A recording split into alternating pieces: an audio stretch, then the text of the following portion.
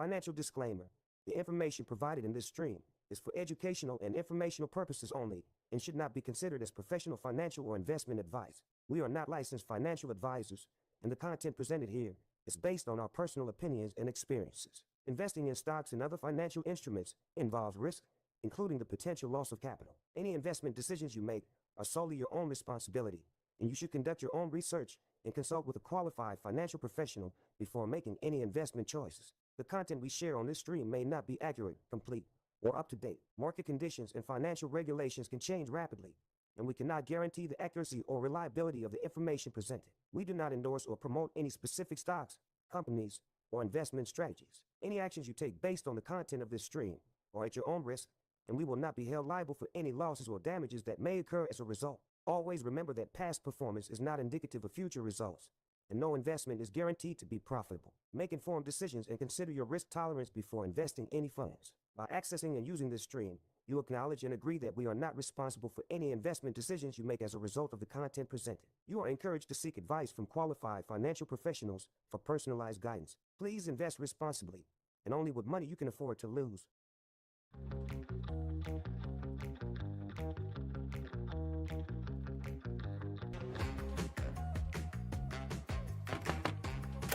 Hey man, just found the next guaranteed multi-bagger. Hey man, you found another one? What is it this time? Come check this out.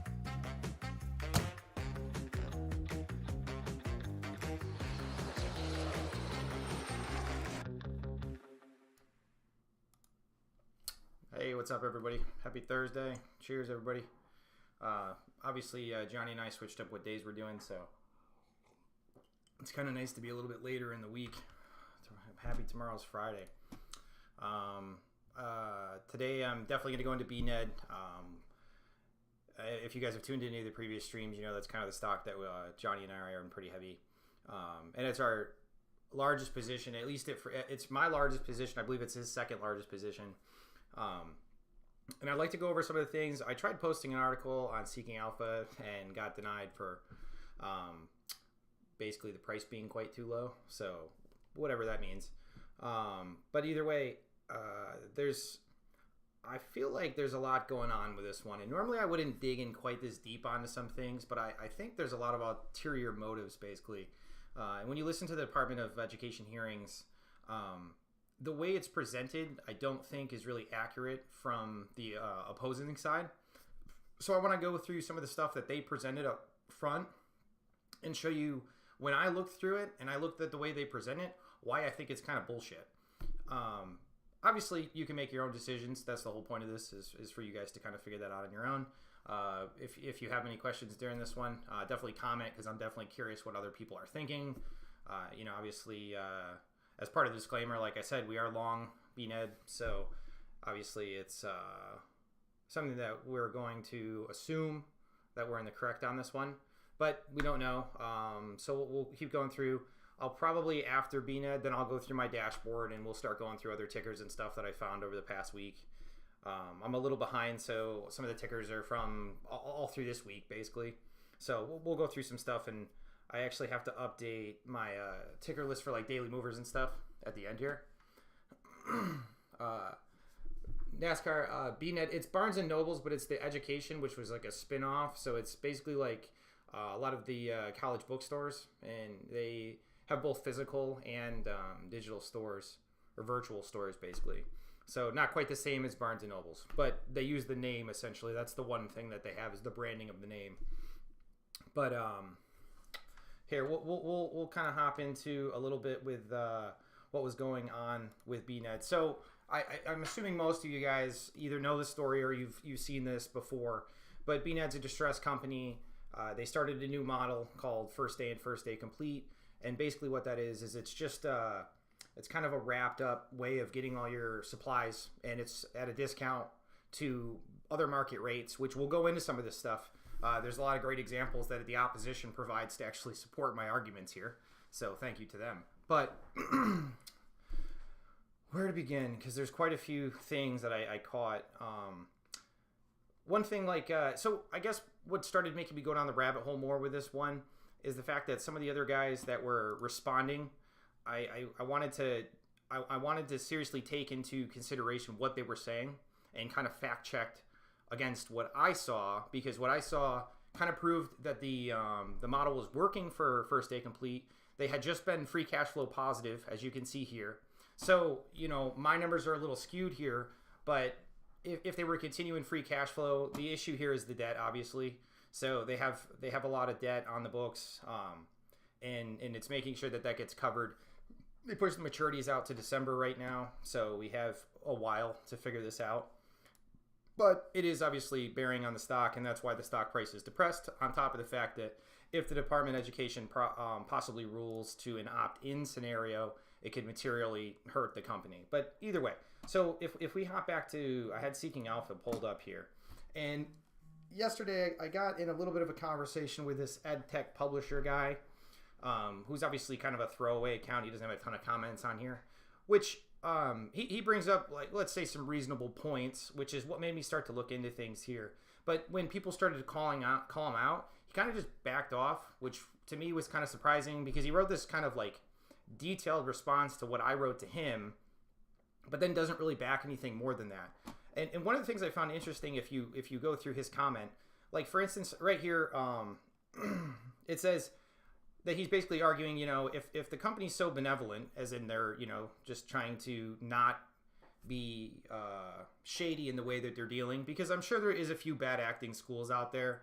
And the problem is when you're wrapping up all the supplies into tuition costs, if you're doing that in the right way and it's to a discount to the student, I would think that's a valuable tool. I was in college. I remember what it's like to have to deal with getting your books, trying to go down to other bookstores. I remember my undergraduate, there was 2 bookstores, and one of them was uptown, one of them was downtown, like on campus, and you had to go back and forth between the two. So it's just stupid, but that's kind of beside the point. So, like, for instance, one thing he says here is he's like, this is his wording, or half-truth wording for what he says for opt-out. He's saying, quote, "Please be advised, it is not recommended that you opt out, as these materials are required by your professor to complete the course. Should you choose to opt out, then you will be responsible for purchasing your course materials at the opt-out price and may have to work outside of the e-learning platform."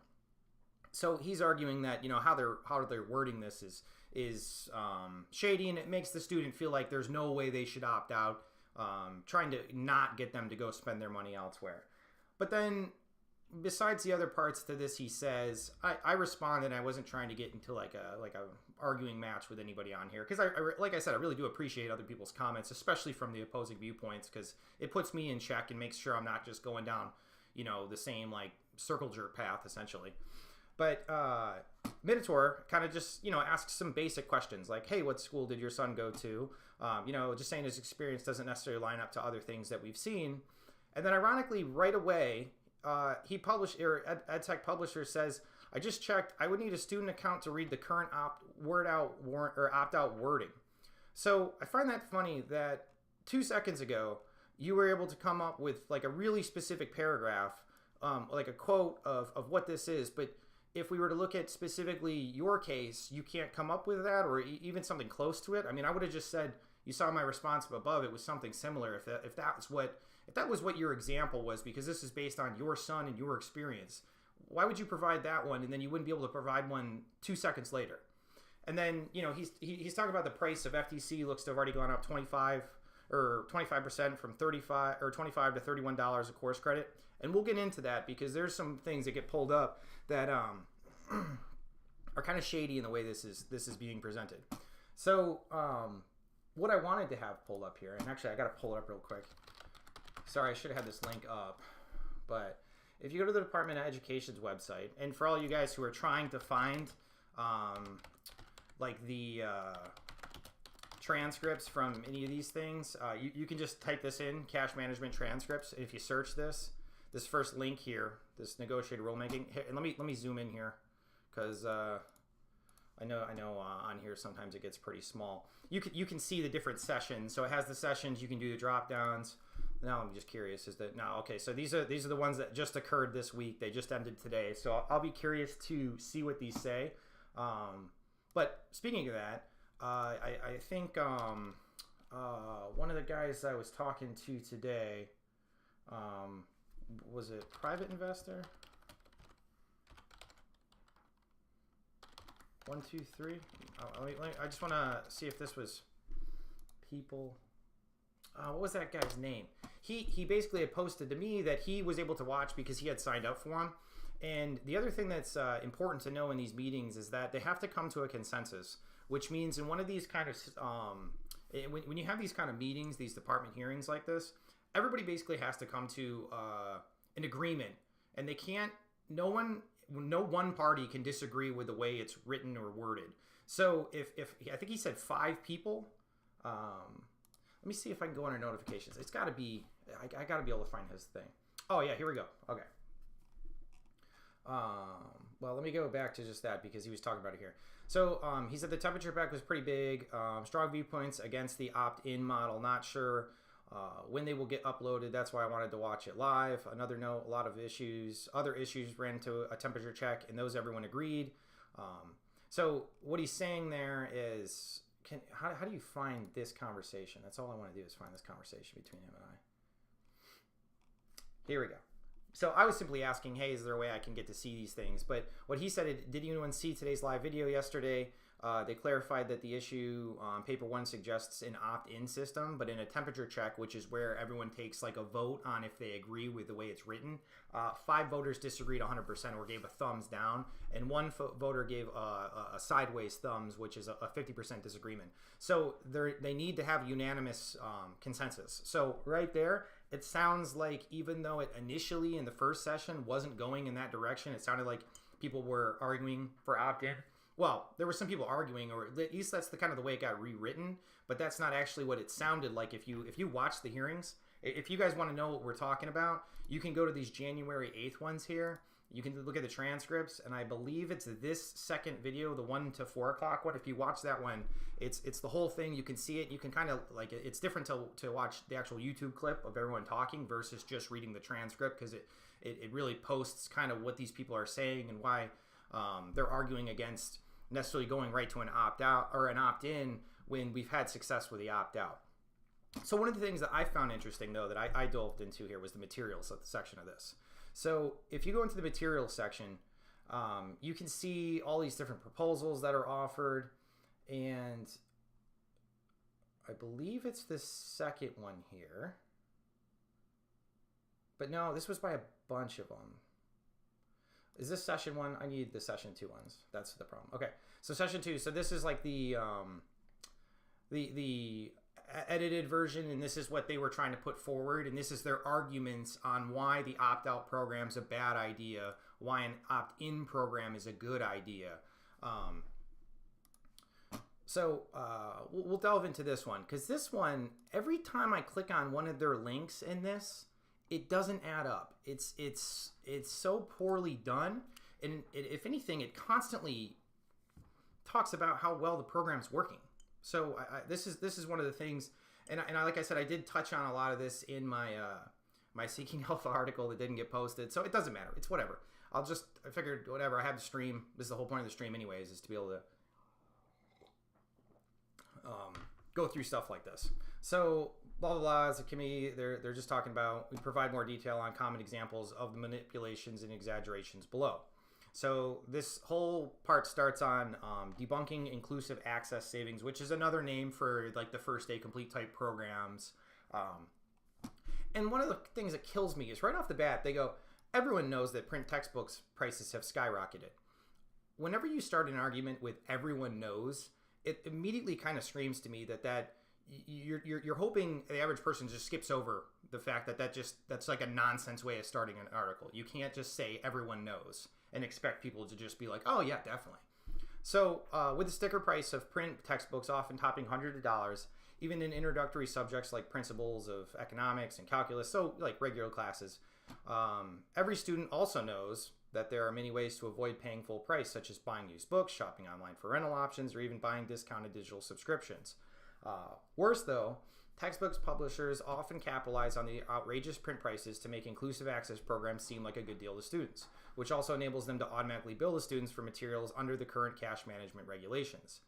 Calculating inclusive access savings based on print retail prices is flawed for several reasons.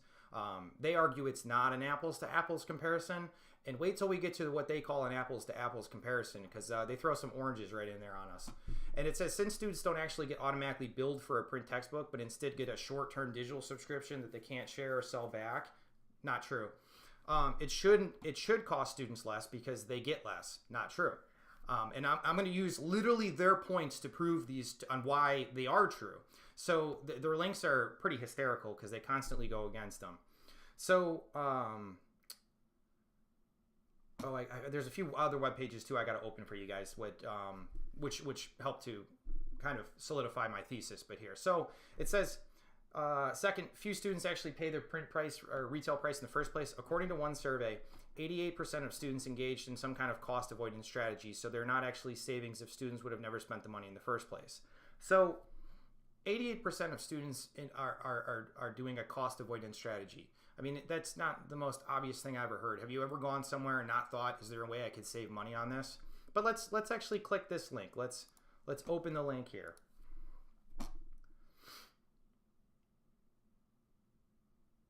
And they give you this lovely presentation here for 2022 from the Florida Virtual Campus.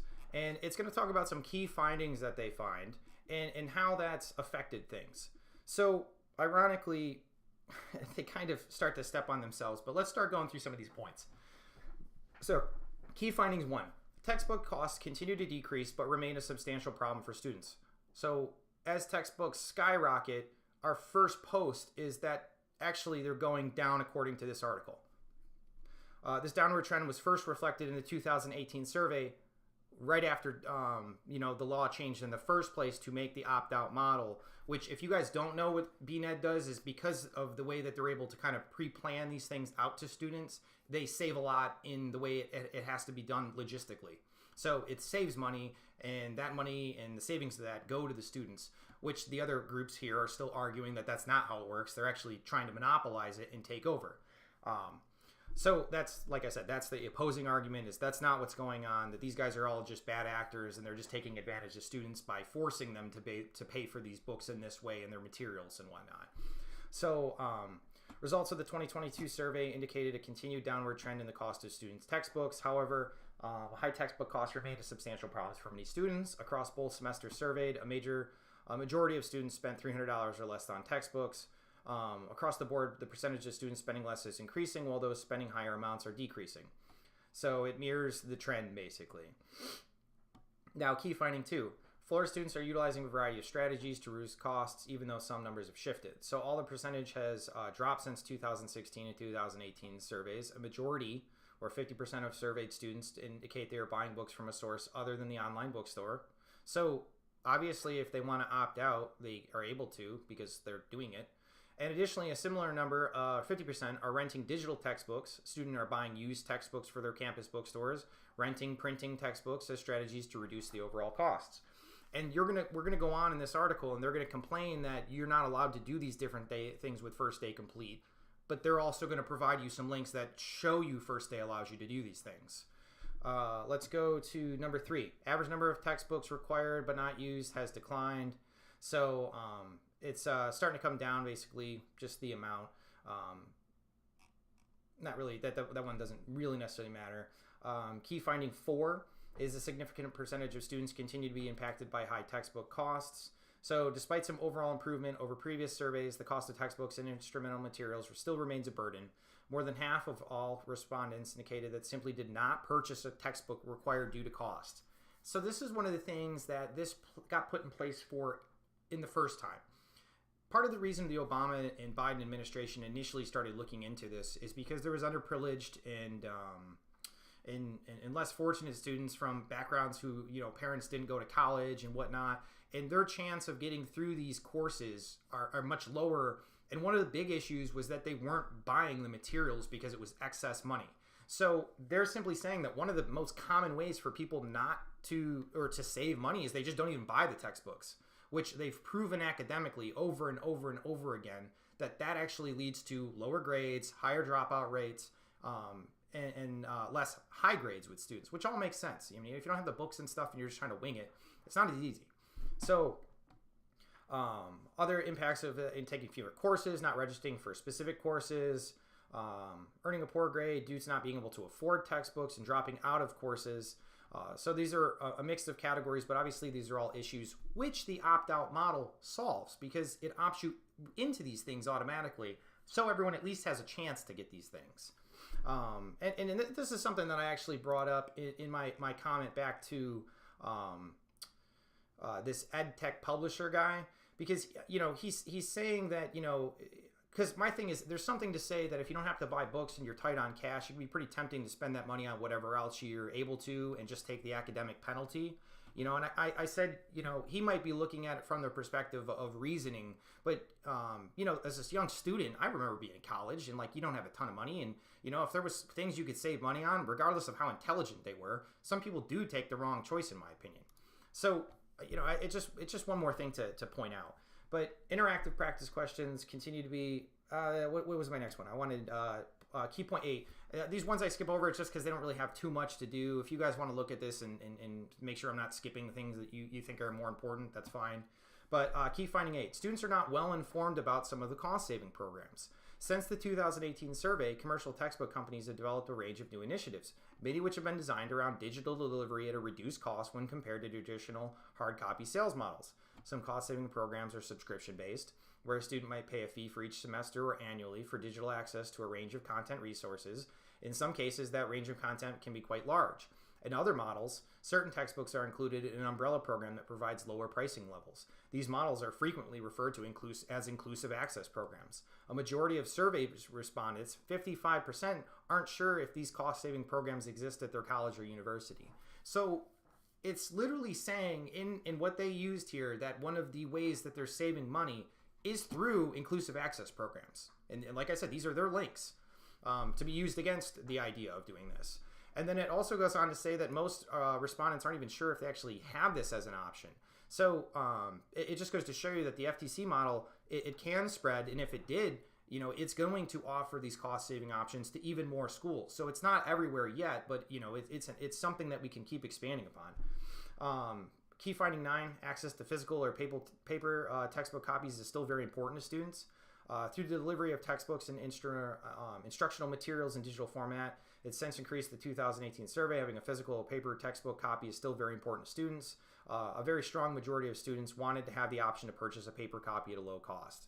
So they're also going to go into all these arguments on how they're getting ripped off because people are getting paper textbooks still. But I don't know about you guys, but there's something to say for that. Like certain things in a digital format are just a pain. Certain textbooks I want to have in my hands. I want to be able to either mark them up or write in them or whatever I want to do. And I don't want it to be on like a digital thing because sometimes it's just like annoying. Like I don't want it on a screen, for instance. Sometimes I want a book. So I think we can all say that at some point that makes sense. So what's one nice thing about First Day Complete? And First Day Complete offers all these options, which they're going to try and argue it doesn't, and then they're going to show us that they do. One of the last things that they bring up here, which is kind of interesting because it started to get me to look into the opposition. So one of the biggest opponents, and this is Spark and all those guys, and Nicole Allen, she's one of the biggest proponents of this OER, which is Open Educational Resources, which at a baseline, I understand the point of it. But we're basically saying the movements to develop and utilize open education resources has been slowly growing for years. And in the 2022 survey, most students didn't know that OERs are available for some courses. And 44% of students surveyed were provided at least one OER. And what that is it's basically open education. It's certain materials that should just be free, basically, because you don't need to have certain things. Like there's options online that are free. Now, the issue with it is if you go to a completely OER model, which is what some of these proponents are arguing in this Department of Hearing Education, they're saying like, no, we should go to all OERs. They're acting like there's no cost to OERs. So something I want to pull up here is I found a few websites such as this Oregon.org. I think it was how to pay for OER. Let's if I can't find it, I gotta just Google, or I gotta just do it through like a search real quick. Let me just Google this real quick. How to pay for OER, Oregon. All right, so this is just to talk about some of the ways that OER actually works. So they're free to the end user, but there are still costs associated with creating, maintaining, and teaching these materials. One-time funding sources such as grants and legislative appropriations introduce the risk of not being renewed. When we know that funding for this will work, it might be needed over many years. So what they're going to try and do is they're saying, like, what we should do is basically get rid of textbooks. We should just put them all in this big online database. And to the student, essentially you won't have to pay for that. But the thing is, to get these things all up and running and built, and then to keep them updated at any time, there's going to have to be money for that. And they're just arguing, oh, the government will just pay for it. So you'll get taxed somewhere, and then we'll just have to pay for it. So it takes the cost off the students, and I guess would put it on everybody else. But this whole model, if you think about it, how would that possibly work in the long run? When new information's coming out, the people are like making money off these things. Like if you're an educator, at some point you still have to make money. So if you come up with a new idea and it's getting wrote into a textbook because it's the newest thing that's coming out, where's your incentive to go add the new stuff to this if it's free? You're never gonna update things, because what's the incentive? Why would you be working so hard to put this information out if it's just available free through here and you're never gonna get compensated for it? I think there's, I'm not saying that that's exactly how it would work, but there's quite a few examples here of how that you have to pay for people to run these things and the servers, and like there has to be some money here. And then they go on and argue that, you know, look, students pay through fees. Students currently pay an average of $100 per textbook. It is reasonable to consider whether students should pay a small fee when they take open courses. So I think it's kind of ironic here, because we're saying we're going to try and save money by not monopolizing this opt-out model. So we'll do an opt-in model where we can create basically OER type things. Now, I'm assuming Nicole Allen will probably get some kind of kickback as the one who proposes this. They get a bunch of grants basically from the government to help support these ideas. And now they're going to be the monopoly on it, and they're going to be the ones who set the price on it. So now all that money that could have been going to all these other companies, they're going to say, no, you can't do it that way. We have this free model. It's not really free, but we're just going to charge a small amount. We'll be the only ones in control of the monopoly there. I think there's a bit of hypocrisy there by immediately, like, as soon as I start reading about this, I'm like, I don't think this is quite how they're explaining what OER is. And there's also OER and there's OA. OA is not free. It's just another version of it. But it just goes to show that there's other ways that these fees are going to end up coming back to the students, regardless of what way you do this. Another one that I had pulled up, and let me just Google it so I don't look like an idiot here. I do have the link for this one, but I'll just type it in a little bit better here. OER myths, I think, is what it was. And this is from LibGuides. Let me just see if that pulls it up real quick. And Spark obviously is on here because they're going to tell you what they think. This is from Roosevelt. Let me see if that. Okay, this is the other one that I found that I thought was a little interesting here. So this is to debunk basically OER myths. And it starts off right away. Myth number one, OER is not really free. Open educational resources are considered free because they are available under open licenses, which allow anyone to use and modify them under specific conditions for free. They can be free in terms of cost for the end user, although it doesn't mean that they're totally gratis. But we have to distinguish cost of investment, production, distribution, and cost for end users. For individuals like users like students and teachers, OER should have no monetary costs if available online. But once again, we're just saying that people might want books, they might want other things. So, you know, if you get a print version, you will have to pay through that. Once again, this creates a monopoly for OER in programs like Spark, you know, that are organizations like Spark can push for. But once again, I think it just shifts any kind of monopoly that they're arguing exists out there to really only one group of people. So, like I said, my point of all this, though, is just to show you that the OER is not as simple of a model as you would possibly think. So let's go back to the initial paper that they were writing towards, and this is what they're showing towards the Department of Education. So the first link was that one. So finally, students can access the savings offered by digital textbooks by simply purchasing a subscription from the publisher on their own, opting into the price.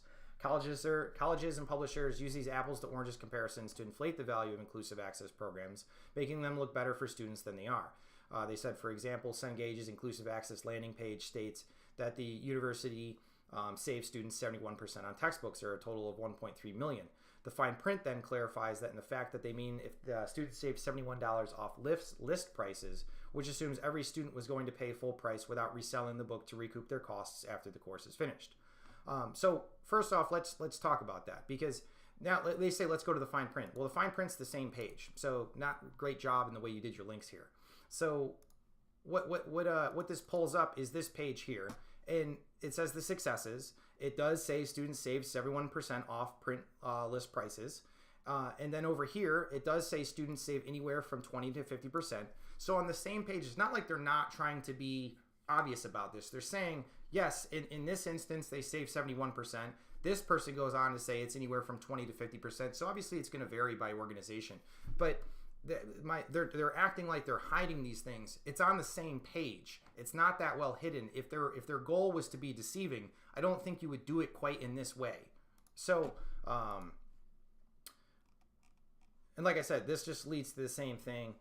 Publishers may offer marginal discounts in return for automatic billing, but it's certainly not anywhere near 71%. Many contracts suggest it's more like 20% off current digital prices, which publishers are in full control of changing at any moment. Well, let's look at some contracts then. You guys provide the link. Let's click one. So this pulls you into Spark, of course, because they're the ones who are always pushing for this. And if we go down, we can view their contract library. Hang on, it's just pulling up a sec. And it'll pull up a bunch of different ones. So let's just, Barnes & Noble's is one of the first ones on here, so that's a great one. Let's just click there and see where this brings us.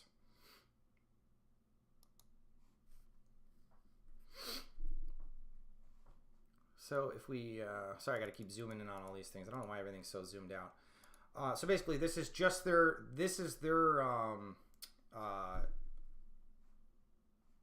contract with the school, and specifically in how it works. This is with Bladen Community College. But let's just zoom through this one and see if what they're saying is at all real. So it talks about terms, how long they'll last for, some things that they expect from the company, how the expenses will work, their staffing, all that stuff. But we're going to scroll down. I went through all this. If you want to look through this just to make sure I'm not skipping anything, please go through it.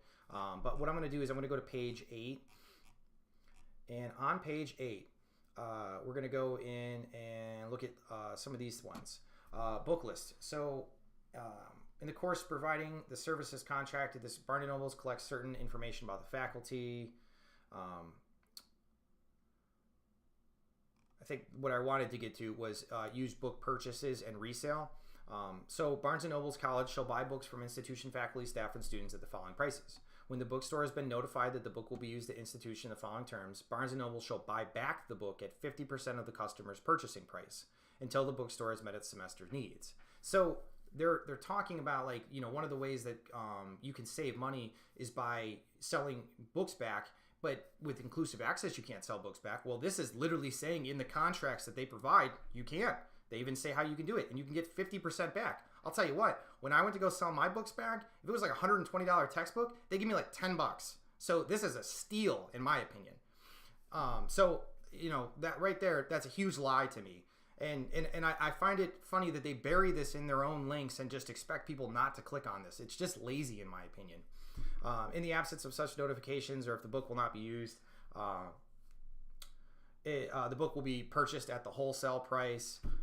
Used textbooks in good condition, they can be resold by Barnes & Noble's at 25% off, so you can buy used. Like, these are all things they're saying you can't do. You can't buy used books, you can't buy digital copies. This is all literally saying these are things that Barnes & Noble's is contractually going to do for you. Page 9 says refunds and exchanges, talks about all the other kind of merchandise, purchasing of inventory here. And this is the way they save money and the way that they purchase their inventory. But like I said, this is just some of the findings that, you know, I've seen in their contract here. And, you know, there was other things in here. One of the spots I was trying to find, it talked about how they purchase things and that they have to offer it at a discount. This is what it was, the sales markup basis. So I've heard them talk about this gross margin thing, but this is deceiving on the way that they say it. So new textbooks will be sold at no greater than the publisher listing price, or 2, if there is no listing price, is what this is saying, they can get up to a 25% gross margin. So if they don't say, then they might be able to charge up to 25% based on, I guess, where other things are priced. But they're saying if the publisher lists a price, they will make sure it's cheaper than what that publisher lists it as. And if not, they'll find other things. And if they do charge any more, it could be up to a 25% gross margin on net priced. But from publishers that do not publish such list with the publisher's discount to the bookstore of less than 20%. So that you also have to take that into effect. It says used textbooks will be sold with 25% off. Course packs and textbooks purchased from publishers with restrictive or non-returnable text policies or single-use products will be priced up to a 30% gross margin. And these are just things that you do because you have to protect yourself as a company. If you're buying from these things and it's not returnable, you don't know. And this is why the opt-in model becomes like really kind of counterproductive, because if you're not able to plan where and how many of these things you have to buy, they're going to have to charge a certain amount of margins just to make money. That doesn't become cheaper for the student. So I think it's important that you actually look at these contracts that they're saying, because they're saying that you can't do these things, and then you basically can. It's also important to put all savings claims in the perspective of the textbooks industry history between the 1980s and early 2000s. It says textbook prices increased at 3 to 4 times the rate of inflation. Let me see if this is one of the links I wanted here. And when it says that they've skyrocketed here, this is like so stupid. They're saying how much they've skyrocketed, but look at when this is from. Let me zoom in here. This is textbook. We're talking 2013. You're saying this is so obvious, and then you're looking at statistics from 2013. This is before this even mattered. You can't compare this to opt-out and say the prices are going up when you're talking about something that was a few years before opt-out even became a thing. Yes, they were skyrocketing at this point.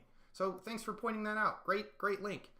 And they said, creating the affordable crisis that students face, this behavior is possible because the people who are qualified to choose textbooks never have to pay for them. In the end, consumer student foots the bill without much choice.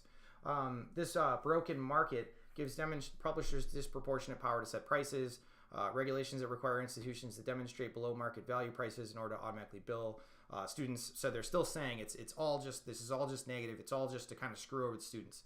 I don't know if I didn't have this link specifically written down. Oh, this was another one. Same thing. Once again, let's provide another link that's from 1986 to 2004. This one's almost 10 years, or almost more than 10 years from before the opt-out. So they're providing all these links to talk about the increase in pricing, but this doesn't have anything to do with opt-out. It has nothing to do with the current programs and how BNED's actually servicing. And the only one that they did provide, that did talk about it now, has literally said that the prices are going down. So great job. So now they're going to debunk us, like so far, because they haven't done it yet.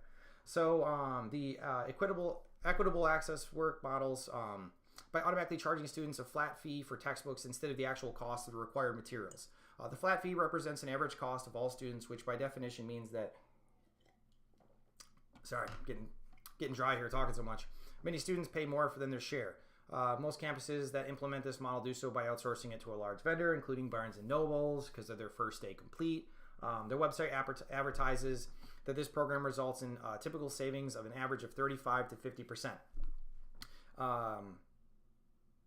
I don't know if I actually need... This just pulls up the Barnes & Noble website, so I'm not going to do that one. But how are these savings calculated? Well, they have a savings calculator, but they're going to argue that which computes the projected savings of equitable access based on the iPad's estimate for the books and supplies. And they're saying, based on this iPad estimate, that it comes to about $1,486 a year for a two-year public or for a two-year public, I guess, school, or or for just 2 years at a 4-year. I'm not sure which one it is. And first day complete program billed at 24 credit hours or $720 a year for a 30 credit course load. That approximates to 50% savings, which appears impressive at first glance. But now they're going to argue there's a fundamental flaw. And this is where there's some real bullshit going on. According to the National Center for Education Statistics, the IPED's estimate for books and supplies includes books, course materials, supplies, and equipment, which is far broader than the subset of materials students receive through equitable access programs. According to Barnes & Noble, First Day Complete is limited to required course materials only, often in a digital format. First Day Complete is not just digital. First Day is just digital. First Day Complete includes paper copies as well. So they also don't really know what they're talking to. Let me see what this link pulls up.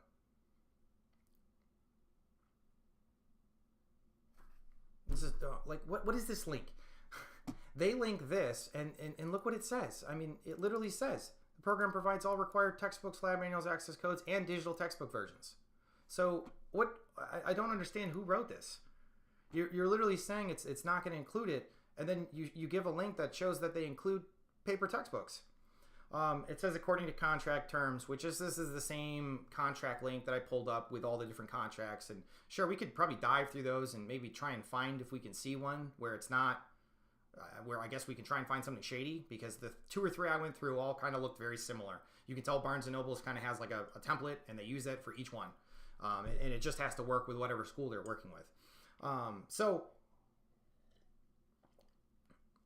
And it says, according to contract, these programs explicitly exclude expense like course materials, supplies, laptop rentals, which, once again, if we go to an all OER type format, you're going to have more computers. Like, there's other costs associated with going all digital. Everyone acts like because all of a sudden textbooks disappear. And I heard one of the girls during her thing said, I had to pay $100 for a Pearson thing. Pearson is a web page that your teacher chooses to use for their education purposes. They do all their homework and stuff through Pearson. So that's like a separate thing that's part of your class. And if Pearson says it's $100 and the teacher wants to use that program, what other say is there? That's them using software. If someone codes software that's useful and builds a program out and charges $1,000 for it, that's how much it costs, because that's how much it is to use it. You can go to that software person and scream at them all you want. But, you know, maybe the Department of Education should buy a coding team and build their own software out. There's one way you could do it, I guess. You know, Barnes & Noble is trying to provide some software. But besides that point, how does equitable access compare when the data is measured apples to apples? Well, let's do your apples to apples comparison, because this final spot here drove me nuts. The National Association of College Stores found when you're looking at actual student spendings, the average undergraduate spend an average of $339 a year on required course materials for 21 and 22. This number does not reflect the reality of many students. Oh, it says, well, this number does not reflect the reality of students, so this statistic's not great, but let's use it anyways. It does mean that Barnes & Noble's 720 price point year is double what many students currently spend, the exact opposite of savings. So, while price points on equitable access programs vary between campuses, even if they match their estimate of $339 a year, by definition, that will always be students forced to pay more for their fair share. This underscores their importance of empowering students to opt into charges for books and supplies. Students should decide for themselves whether a program truly offers savings and how best to use the federal financial aid to which they are entitled. Well, this is, so far, you've struck out on every link that you've posted here. So this last one's got to make sense, right? So let's open this link. And let's see an apples to apples comparison, because this is what you're telling me you're providing here.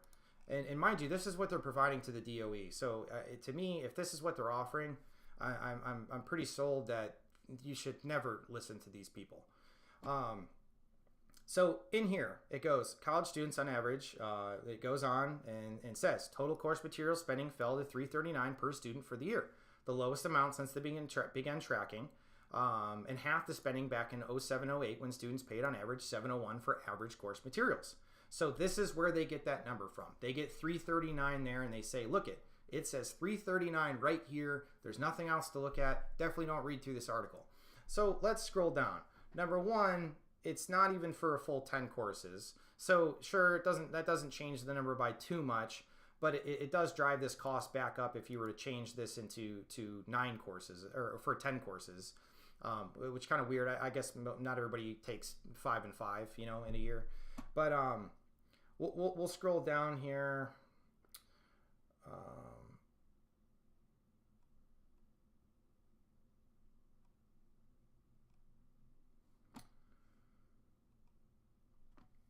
So just other points this brings up. Around 1 in 4 students decided not to acquire at least one course material. Students who skip materials were also more likely to consider dropping out, suggesting these students are struggling with the cost of attendance. However, students who skipped acquiring materials only actually spent $24 less on average per year than students who obtained all the materials. About 11% of Student Watch respondents said they had pirated at least one course material.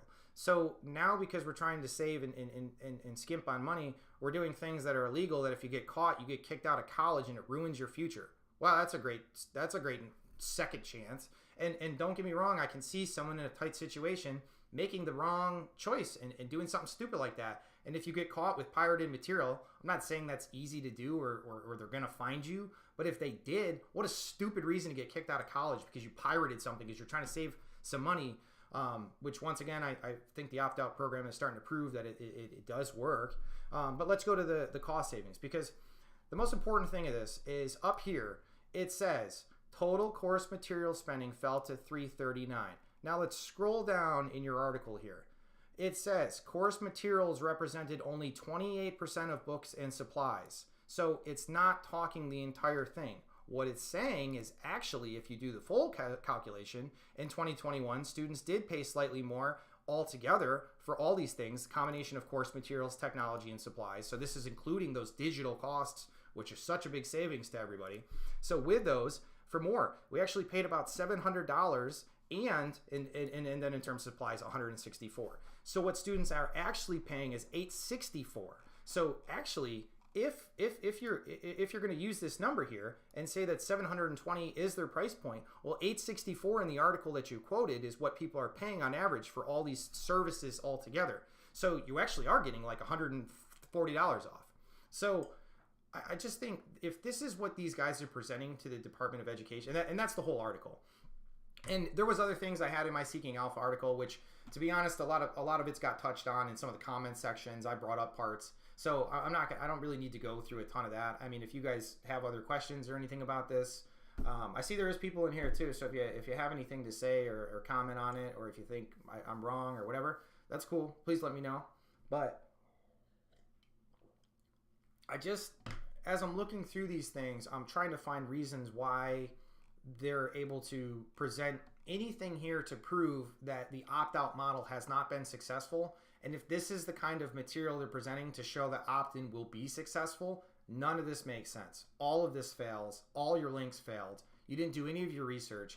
And if you do watch that video, Nicole Allen, I mean, you know, I'm not trying to judge people. I know not everyone's a public speaker, but she just sounds nervous the entire time, just very unsure of herself. If you're the main person trying to push for this, she's the one who really wants to cross out the whole opt-out section. And it's just pushing for OER, which is going to be directly beneficial to a program like Spark, who gets their money through granting, which is not, obviously, I would never say there's a conspiracy for a conflict of interest, but it starts to kind of add up in that way. That's kind of what I think's going on here. When I see some of these other people, like I said, when we're in here and mandatory, nice job. You ask some of these people, this guy asked, where do you work? That's kind of a personal question. I don't blame someone for not necessarily answering that. But, says most searches announced FDC schools pitch, pricing at $20 to $25 and very easy to use web out capabilities, which most of the schools, if you look, you can find exactly what their web out or their opt out wording is. And it is very obvious. They're not trying to hide it. It sounds like you believe FDC and all these other programs are costing your company market share, which explains your deep commitment to the comment section of this article. So I really do think that there is some big players actually in the background in this one. And it's kind of weird because when I first got involved in BNED and I was hearing the story, I didn't think it would ever go, kind of this deep. And now the more that I'm reading into these things, the more I'm starting to assume there actually might be something kind of shady going on here. And I think they're trying to pull a fast one on the Department of Education. Motivation said, great stuff. Went in pretty deep. Think the DOE situation is a look here and don't look here. Yes, I kind of agree. I think they're just trying to pull the sheep over your eyes and just say hey, look at some numbers real quick. Look how, this isn't actually benefiting, but we would benefit if you do it this way. So that's kind of how I'm viewing it right now. And you know, for those of you who haven't looked into BNED, obviously there is some issues going on in terms of they have to refinance. Like, that's going to be a thing. But everybody, if you look in the comment section here, have posted, you know, it's to Fanatics and Lids. It's to their benefit that this succeeds. There's a bunch of people still on the board. There's still a bunch of owners who have a lot still invested in this, you know, millions of shares. So it's not like there's no one on this side. And then, like I said, if you look at, like I said, private investors comment, you know, in order for them to get consensus and actually change the rating on these things, you have to have a unanimous decision. And he said right now, 5 people, 100% said they disagreed with how it's going to be written. So I'm very curious to see when this next session comes through, what is actually going to, how the writing's going to change, because right now you can tell that they're not happy with how this got rewritten, and it is very confusing. I mean, the whole first part of this kind of took off when we all started reading through the transcripts and we're like, you know, what is this actually saying? Which is kind of what another big chunk that my Seeking Alpha article I was writing was going to go into. But you know, if you guys really want, I think it'd be great to watch the video yourself. That's probably going to be the best way for you to really get a true opinion on kind of how the way everything's being worded and where you can think the different parties are landing and kind of where they stand and how valid their points are. Because I really think the other side was really weak arguments. They really don't present much. And like I said, when I see a piece like what they had there, and it's all just nonsense in terms of the way that they're arguing for themselves, you know, I just don't have any faith in their side that what they're presenting is even factual. And if that's the case, then I'm going to hope that the Department of Education has the gall to kind of read through some of this stuff, or other people. You know, I don't know even how to present what like findings like this to the Board of Education, but you know, I hope someone's able to do that kind of thing and to prove that what we're seeing right now, it's not that impressive. I want to thank Courage for his article here. This has been great. You know, obviously do your own due diligence, guys, and you know, BNED's, like I said, it's a long position for us, so that's always just, you know, I want to make sure that I'm very clear on that. You know, you can't invest in these things. You know, me and Johnny talk about it all the time. We go into very risky stocks. We take very concentrated positions.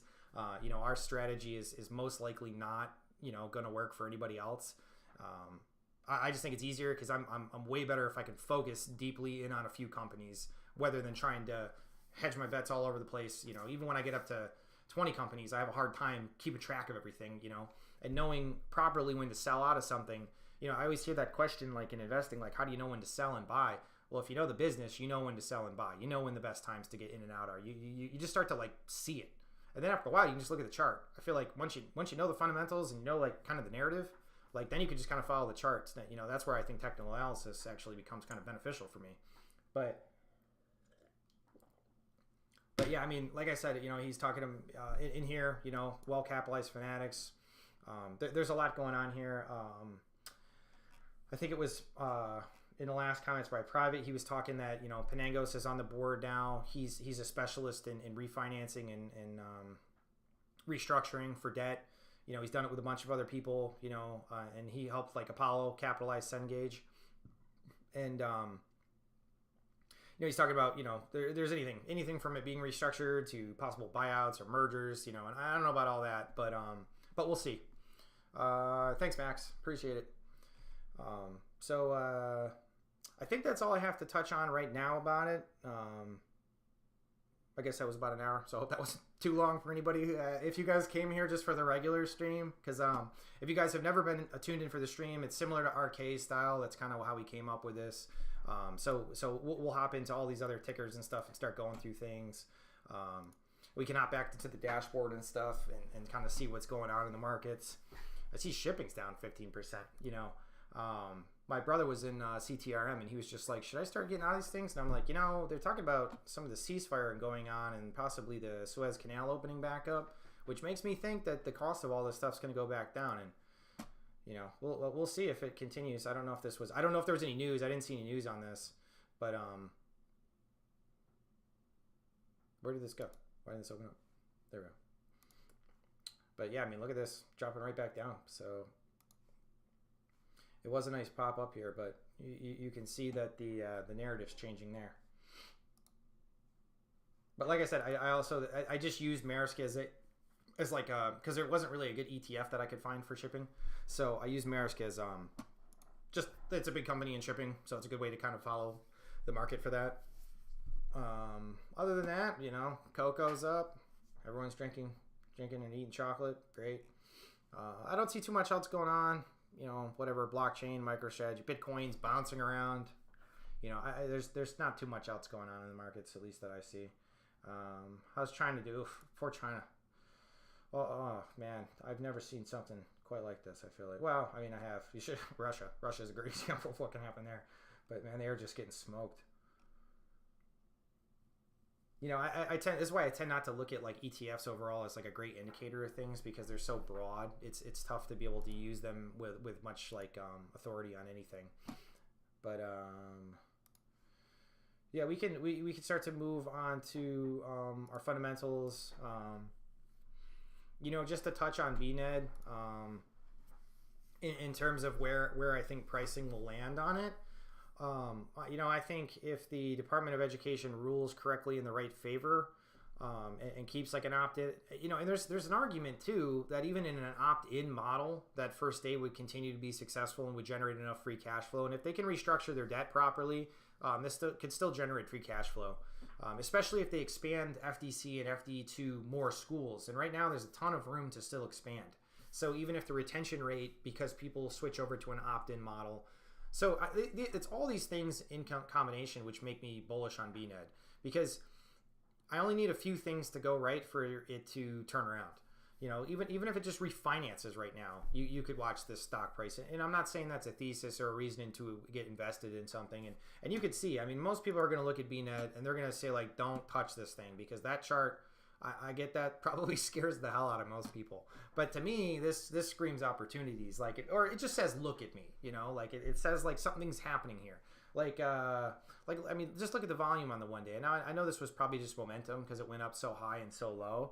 But this was also right around the exact same time that I can't remember who initially presented it might have been it was BLCM. This guy, he was the one who presented the session talks. And literally, he presented that. We all started talking about it, and you watched like the whole volume spike. So I know there was some news there, and I'm sure a bunch of us started to maybe purchase shares around there. I continue to kind of average down here, but and once again, these aren't suggestions. I'm not telling you to buy the stock. You know, I'm just telling you the way I view it. And part of the reason I like to put my opinion out there is because I want people to rebuttal my opinion. You know, like if you don't think, you know, if you think I'm missing in something in my analysis, that's really why I'm on here. You know, even though I don't necessarily agree with what that ed tech publisher is saying, I appreciate that he kind of like, you know, bounced back against me, you know, and offered some alternatives to the way I'm thinking of things. Because, you know, like I said, I'm trying to pick apart my thesis. That is my goal. When you take a concentrated position, like I do, I can't be wrong. And I've already overdone my stop loss. You know, I've pushed past it, which is normally like an absolute no for my strategy. I will not do it. There's very, very few cases where I'm just I'm confident enough that I'll take the risk of doing it. And, you know, if I'm wrong, it is what it is. But we can start continuing on. If you guys have any more questions about BNED, you know, let me know. But otherwise, we'll start moving on. I think I don't want to spend too much time on it because I probably will stream till about 9:30. So we'll go through an hour. We'll start doing some other stocks. We'll see what else is going on. The next one I have pulled up in here is ATER. It's a technology-enabled consumer product company which builds, acquires, and partners with e-commerce brands. This is a small one, another small market cap too. So if you guys aren't into small market caps, like if you're here just for true value, you know, like in the traditional sense, like Warren Buffett style, this is much more deep value. And either way, you know, machine learning, you know, AI, scream AI, and you're gonna make money. Cloud-based modular platform. So it basically ingests data. Has actually quite a few brands. Sells in multiple categories, including home and kitchen appliances, kitchenware.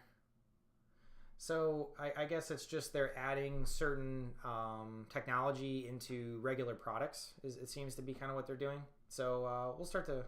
They own the Squatty Potty. I remember seeing those commercials.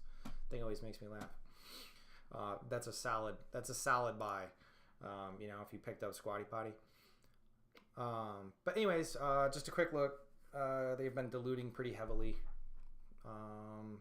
The metrics don't look great. They've just lost cash constantly. So nothing positive yet. No earnings yet. So what is their? They don't have any debt? No, they do have some, but nothing crazy. I mean, they got 26 in cash, and so they are technically a net still. So they have that going, but that won't last long. And this share dilution is tough. I mean, you went from 18 to 36 to 69 to 85. So even though there's no debt, which is okay, you're driving the share price into the ground. On a bunch of metrics, my thing's saying it's okay, but the Z-score is really negative. So this one's really tough. My score is acting pretty negative on this. You probably will have to just go off almost the chart on this, but let's just see if anyone's talking about it. We'll go to seeking.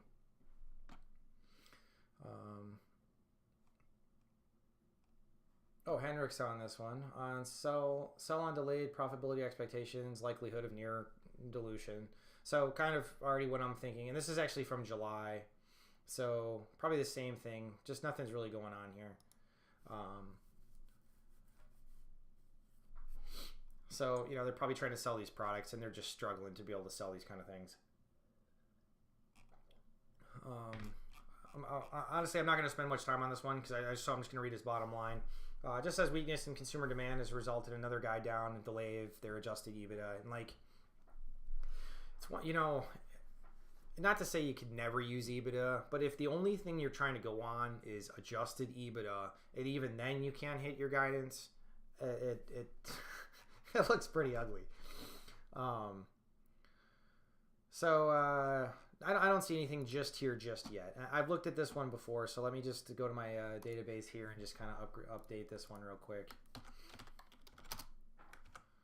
All right.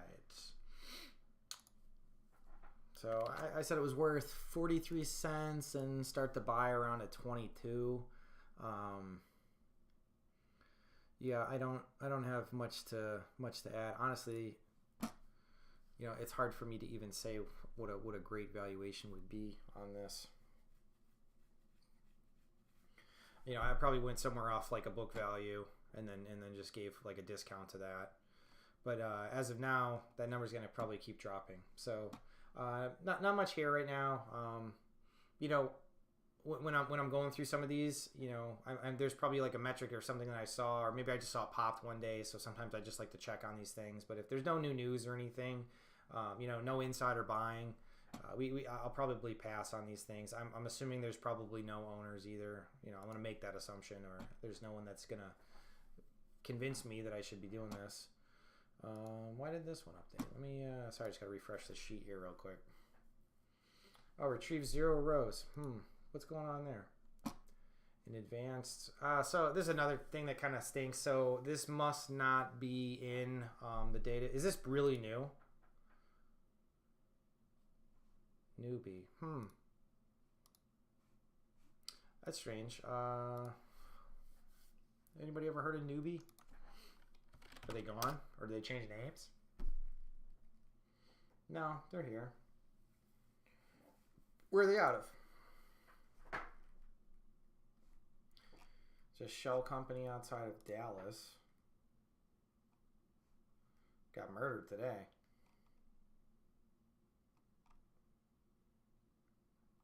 Oh, Honeycomb Battery Company, NUBI, a brand internationally announced closing a business. So,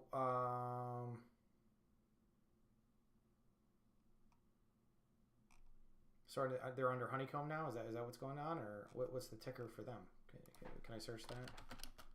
Honeycomb. Oh, is it private now? Maybe it went private. That would explain it. Well, there's one down. That's a quick one. So next one is Scienjoy Holding Corp, formerly Wealthbridge Acquisition, Hong Kong. So once again, these ones kind of get a little tough. Even out of Hong Kong, it used to be a little bit easier to kind of look at the stuff out of there, but just in general, a lot of these have sold off, and you can see my data here. It's Share Radar doesn't have a great access to whatever their reporting is. Is this even done? It is done right. Well, that's amazing. But you know, like, it doesn't tell you anything about the free cash flow type stuff. You know, no earnings. Now all of a sudden, net income keeps getting worse, so that's not great. Margins look pretty terrible. We're still diluting.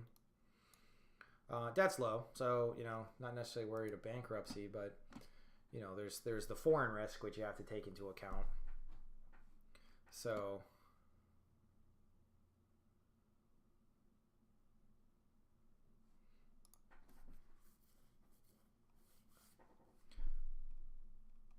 it says book value is going up, but I don't know how. Let me just see. Sometimes like there's Bamboo something. He comments on a lot of these, but no one's even looking at these. Man, some of these ones not really getting much to look at here.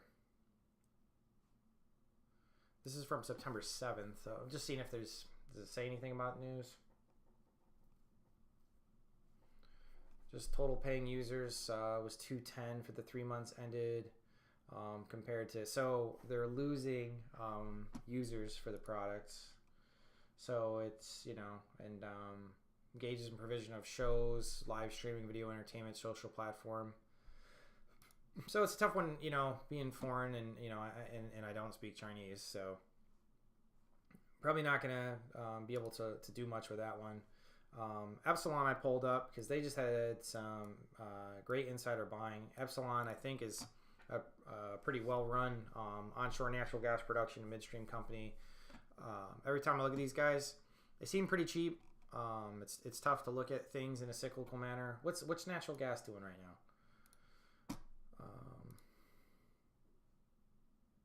Whoa, way down. Way down. We haven't been this low since 2020, yeah? We rarely get this low. Just looking at, I'm just trying to get an idea of where we are in terms of natural gases. Wow, natural gas really is low right now. Wow, that's crazy. So I imagine that will probably negatively affect these guys, but let me just do I just want to look at a long-term chart and see how closely they track to actual natural gas prices. They're actually less volatile than natural gases, which is kind of surprising. This is one of the only things I like them as a company. I just don't necessarily see massive upside with these guys. They are paying a dividend now, 25 cents, which on $5 isn't too bad. But you know, if I'm looking for my kind of returns, which, you know, as you guys know, I tend to look for 50% at least for my returns, and that's yearly 50%. So usually I have to find something a little more distressed than this to be able to kind of find for that return. But the insider buying here is big.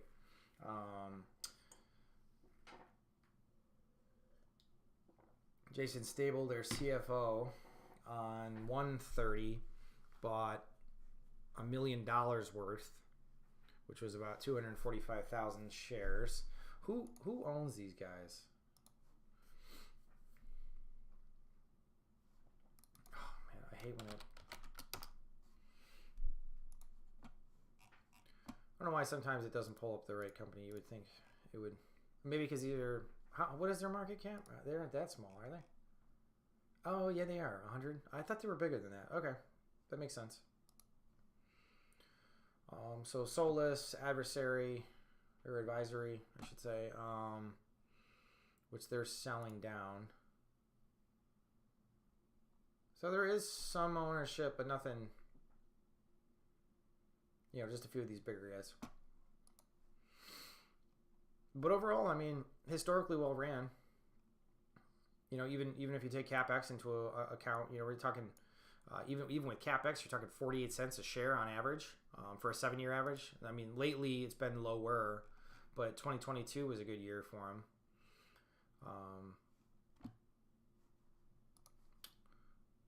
Let's just hop on Seeking just to see if anyone's talking about it. I'm going to start to get rid of some of these links so it doesn't get overwhelmed. So hopefully the stream's been good quality. I think my numbers have looked pretty good on here. So I know sometimes when Johnny and I do the stream together, because we have like 2 streams coming together and we're putting that out. sometimes I can see some lag there, which is, I don't know if there's much you can do about that when you got two people streaming together from halfway across the world from each other. So, you know, keeping up with the dividend. Small company with big partners. This is on January 30th, huh? I don't think I read this article.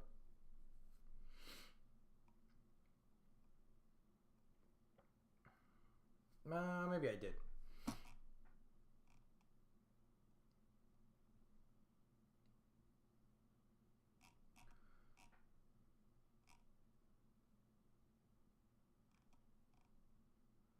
So they have a few different areas, obviously, they're operating out of, and, you know, balance sheet, it's good. Yeah, so even though it's a small company, you know, if the balance sheet's clean, then that's something you can rely on, and it'll make it look less risky, obviously, which is why this one's probably more fairly priced. So we're trading at $4.90 right now. I get $5.67. According to my crude measurement, and even on the chart, what was it? I got rid of that stupid chart. Yeah, I mean it trades up into the sixes.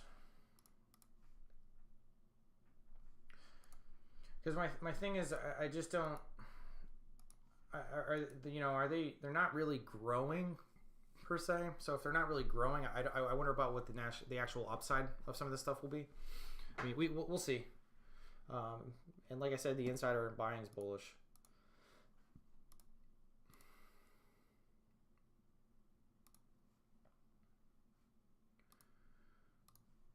But yeah, I don't see too much to add to this. I still do like the company though. I'm just looking for something else, you know, that would give some more value here.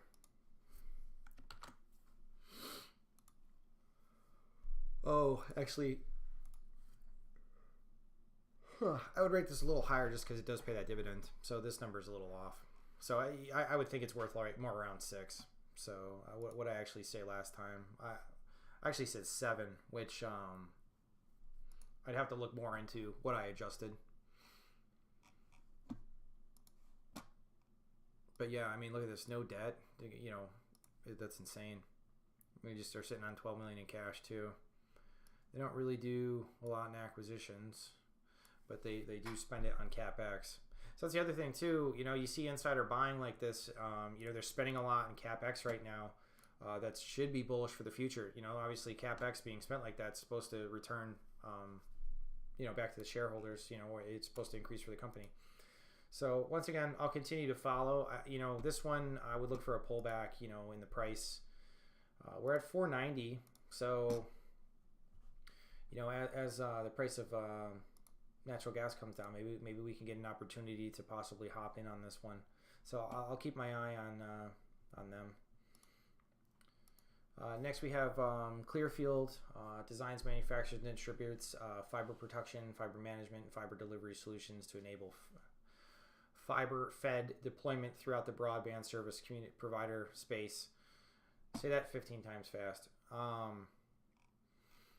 So these guys have been around for a little while. Looks like the past few years have been okay, even though it looks like margins have struggled a little bit. But they actually are net positive cash, so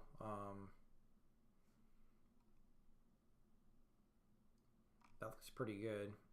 Oh, okay. So my issue here too is I just think it's highly valued for where I would value it. Not to say there's not a justification. You know, maybe if you're a growth investor, this is more your kind of thing. But it's just a little high for me. You got 20 in debt. That's not really that crazy. I mean, they got that covered with cash and everything. So, you know, it's pretty safe balance sheet.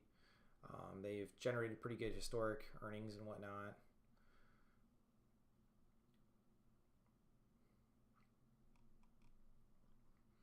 Margins are okay. Cash flow from operations has really declined, or it did decline here. Maybe that was just the COVID years. It's back up to 12%, which is actually similar to where it was before that. So maybe this could have just been a rough patch for them. And what did they do? Is that when they took the debt on? Yeah, so they took the debt on to deal with a rough year. So, I mean, that's actually well managed, in my opinion. That's when you do take it on, you know. You keep a clean balance sheet, so when you do have something like that come through that you can take some debt on, you know, they've slightly diluted shareholders. We're up to 15 million shares, but we've been at 14 this whole time. So, you know, they haven't really diluted shareholders. So this honestly looks pretty well run. They don't pay a dividend, but they generate, like I said, pretty good cash flow. Even good simple free cash flow. So what's retained earnings for these guys? It's actually pretty positive. So you know,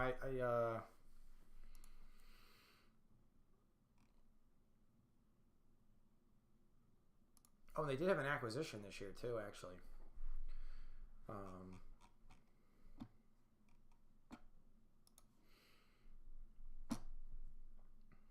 Curious.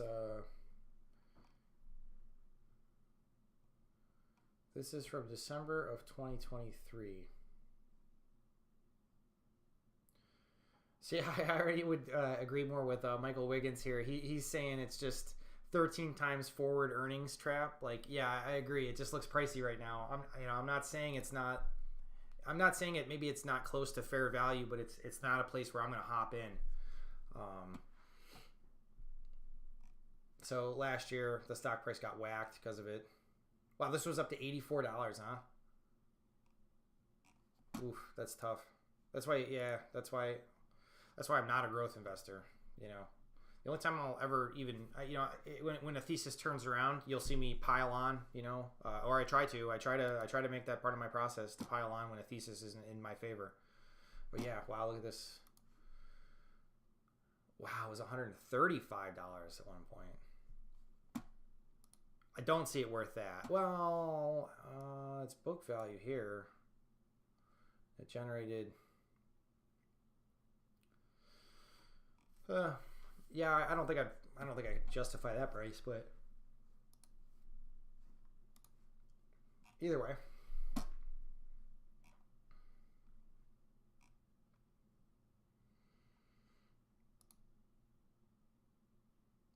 I'd like to read more about like read some of their 10Ks and stuff, because even though the COVID years really smacked it, obviously it looks like they're still doing a decent job, in my opinion.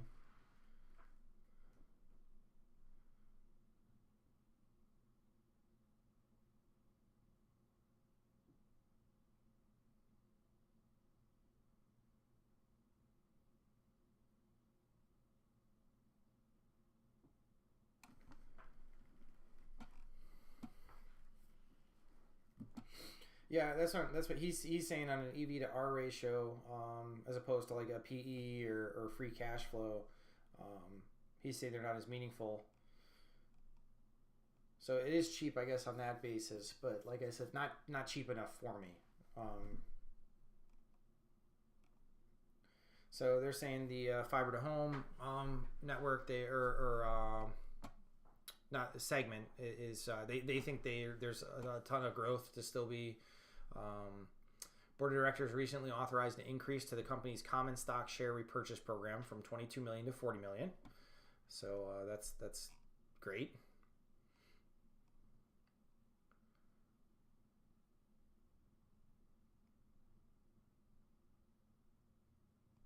Yeah, I wouldn't say this looked distressed for me unless the actual business really is going to start to suffer here.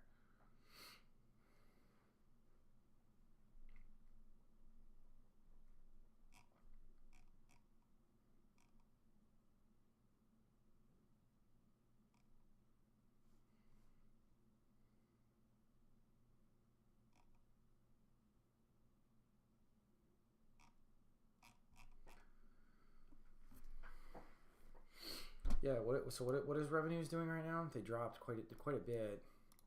Although if this year is more of an anomaly, it might be sort of in range with how it's growing. But I would say in general, it is a growing company with, like I said, a pretty safe balance sheet. They have cash.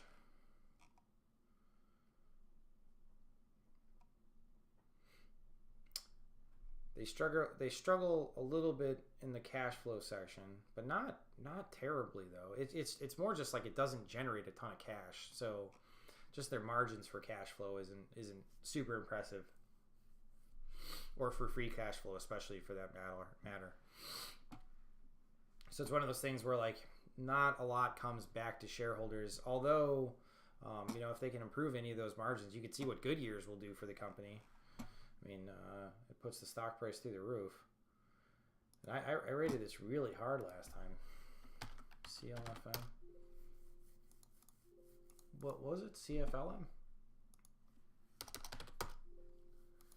Alright, what am I doing wrong here? Oh, CLFD. God, I can't. This is why I can't stay up too late, because I start to lose where I am. Too expensive, needs more, cyclical. Really, I looked at them almost exactly a year ago. Oh, so that must have been when it looked like it was really falling apart. Yeah, I'm gonna completely adjust what I rated it last time. I don't think it's nearly that distressed, essentially.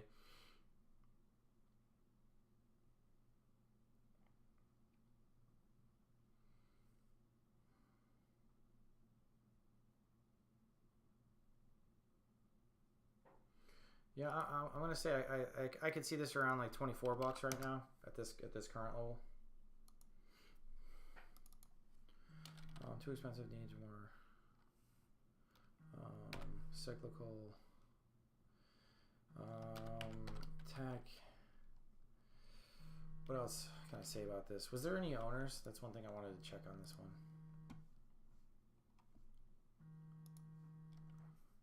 Sorry, someone's calling me. Spam's calling me here.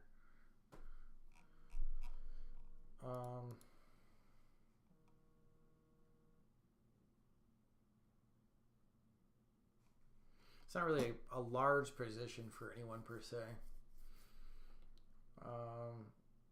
Well, Franklin owns 10% of it, but it's the 17th position in their filing there.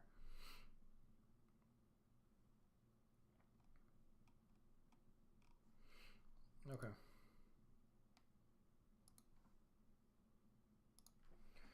Just do some quick calculations here and figure out on the low side where we're at here.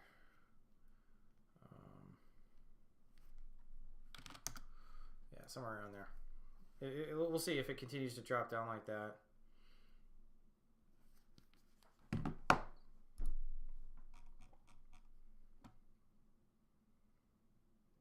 But yeah, I always wonder how large the fiber market is. Most of the fiber companies, they expand in certain markets just because the housing's close enough, and then as you get out into more rural areas, obviously your margins go down because you have to put more cable, and you get less customers per foot or yard or whatever that meter, however they measure it. So now we got next is Blue Ridge Bank Shares, which is a bank holding company, which is pretty rare. I pull up a bank, so something on here. Was there news or something for this? Because I usually don't pull up financials, so maybe there's something interesting going on here.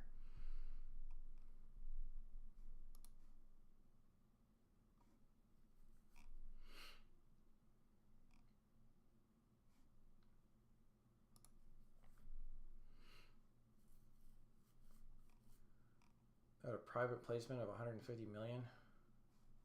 Well, how many shares do they have? 19. And what's the stock price? 250? What?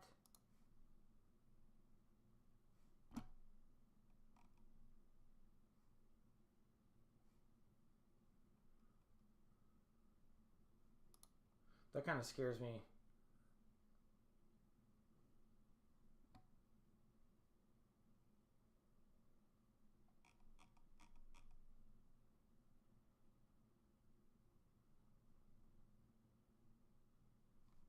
$60 million new shares. All right, well, I'm not even going to try and value this one right now, because if I have to turn this number from 19 to 80, well, I guess I can adjust some of this, because I get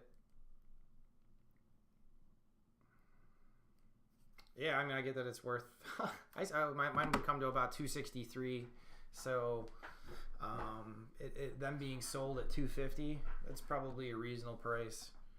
But then once again, I don't know how much the dividend then would go from 49 cents to like 10 cents. So, nah, not much that I see. Was that Seeking I had just pulled up? Is anyone talking about this?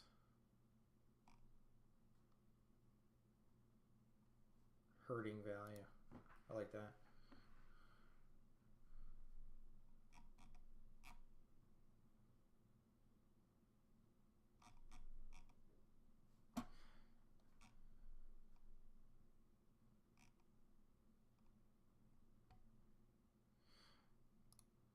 Yeah, I'm not seeing anything too incredible here. You know, it's a little different for financials because I gotta delve a little bit more into the 10K and actually figure out what they're holding, kind of what their mix is. But it's not cheap enough for me to even take the time to be honest. So we'll just keep moving on. Where are we at here? Almost 9. Although you know, we're working our way through these companies, so there hasn't been anything too crazy to catch my eye right now. I don't think I've actually looked at these guys. So this is Richardson Electronics, a manufacturer of engineered solutions, power grid and microwave tubes, related consumables, power conversion, radio frequency, and microwave components. Replacement parts, display solutions. So it looks like parts basically for appliances. They have a healthcare segment. Market cap of 133. EV's only 112, so they have a pretty awesome balance sheet. A lot of nets I keep seeing. You know, it's stuff that seems to always pop up in my screeners. As I like stuff that has at least net to working. This one's net working cash. You know, which is impressive. Not too bad recently on common. You know, 9, 23, 10. Before that, they had historically struggled. So it looks like they've kind of turned a little bit of a corner here. Spending's gone down a little bit. EBIT is currently down, but not badly. They don't dilute shareholders very much, which is good. Pay a super stable dividend. That shouldn't be read. My conditional forming is messed up there. It's probably because it's just the same. So it's just saying it's never been great or bad, but that's not bad.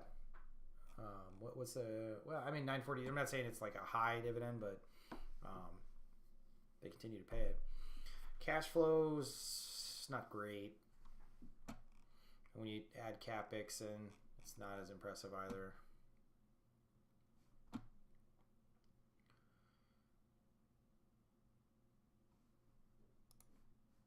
Let's add this to the database real quick here. We do have some insider buying. Not a ton, but just kind of recently though. Not a ton of shares, but some of these are new, so they got some new directors, which, you know, 2,500 shares isn't much, but it just means they're getting some skin in the game. I'll respect that. I'll respect that to start. If they keep buying, start to possibly interest me.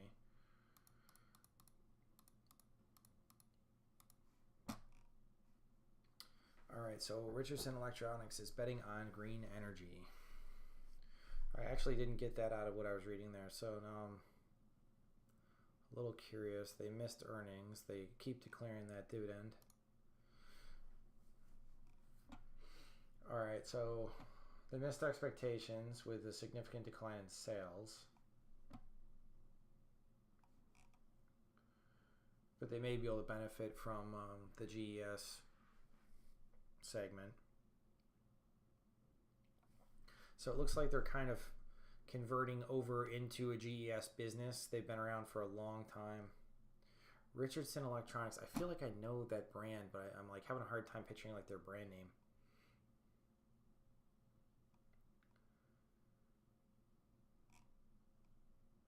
So benefited from several large projects, including electric locomotive development and major owner-operators of GE wind turbines. Nextera, Enel, Invenergy. So definitely in the green field. In contrast, the company emphasizes that projects are lengthy and disruptive and remains confident in its existing project pipeline and new global opportunities within its GS business, which can drive substantial long-term growth. So it says they haven't given concrete numbers on the new orders. Expect some of these larger customers to place new orders this year, so maybe they're going to wait and announce them as they start to get in some bigger orders.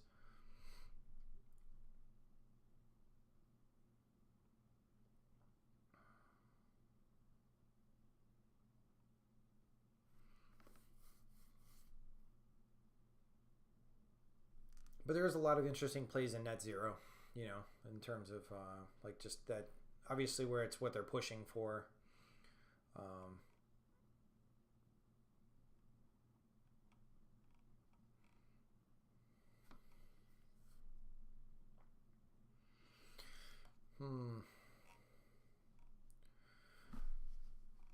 Let's see what the he's evaluating them at.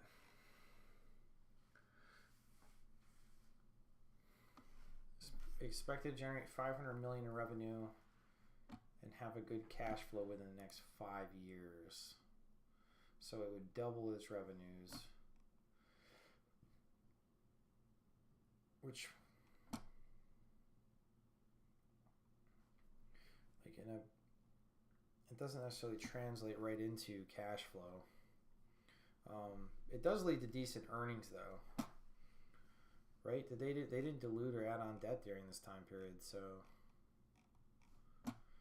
was there anything that they were cut costing it? Not really. I mean, SG&A was down a little bit, but overall, just kind of earnings were up.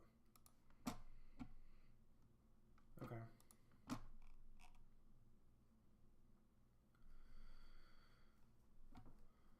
Last year, obviously, not this year. This year, it's saying that they disappointed, so that's kind of why the stock price is a little depressed right now. Investors firm made a notable addition to its investment portfolio by acquiring almost 1 million shares. They executed at $13.35.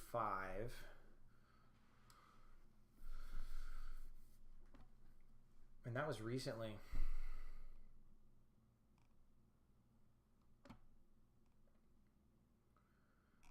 So, you know, mixed in the comments on how people view them.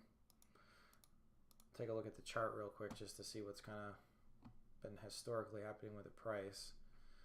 So what did I...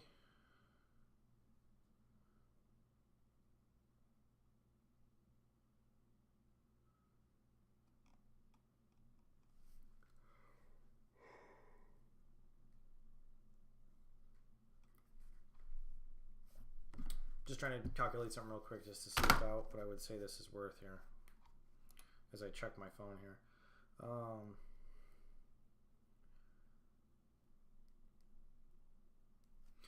Yeah, I could say this is worth about 10 bucks. I mean, you know, you could see it creep up, you know, depending on, and if revenues are able to grow at that amount, it might be cheap actually right now if the revenues actually did grow. If they were able to start hitting their marks, this one could become interesting. So, yeah, I kind of like it. It's a little bit transitioning. Sometimes the GES stuff is a little overblown, but you never know. There could be kickbacks from the government and stuff like that. Some of these can be very profitable. So I'll say it's a good narrative. It's a turnaround. It kind of needs more. Low debt. They have a clean balance sheet. So we'll throw this one on deck just so I can keep an eye on it. I was gonna say about 10.50 is about where I thought it was interesting, but we'll see if it continues to grow. If it continues to grow, then that might be a cheap price in hindsight.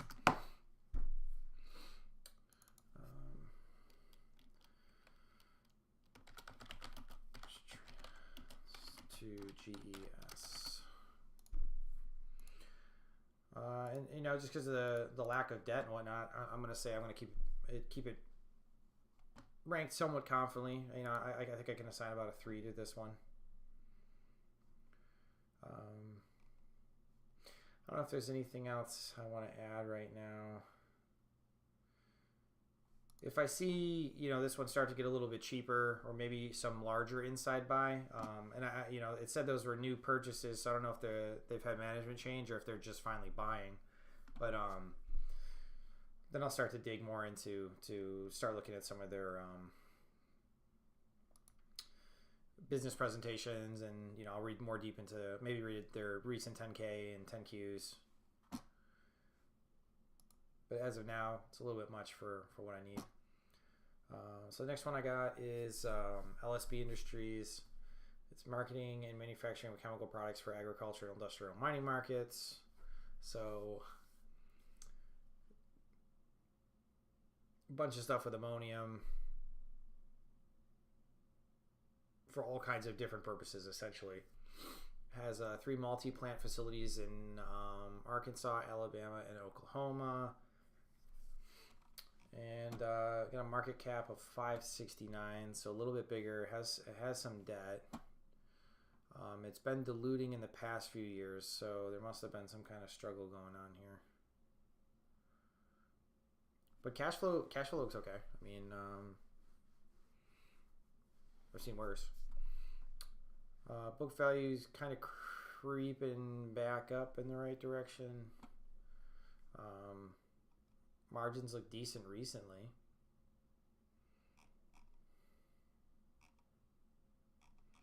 Earnings aren't bad. No dividend.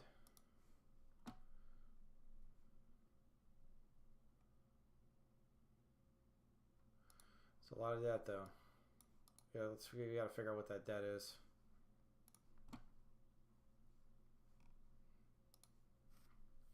So let's take a peek real quick at the recent one. We'll see what that debt mixture is, because if it's something concerning, then we'll have to look a little bit more into it. So not a lot in actual cash on hand.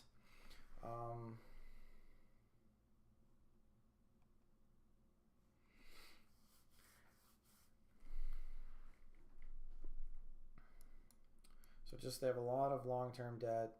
The leases aren't too bad.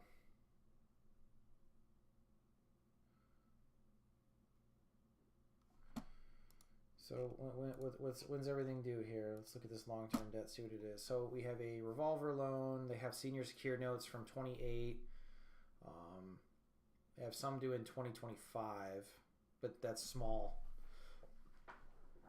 So everything's due really in the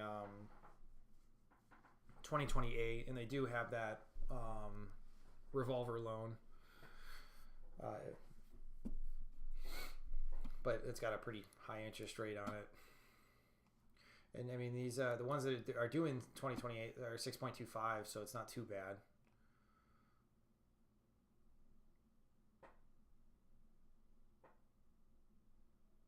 So right now they're fine.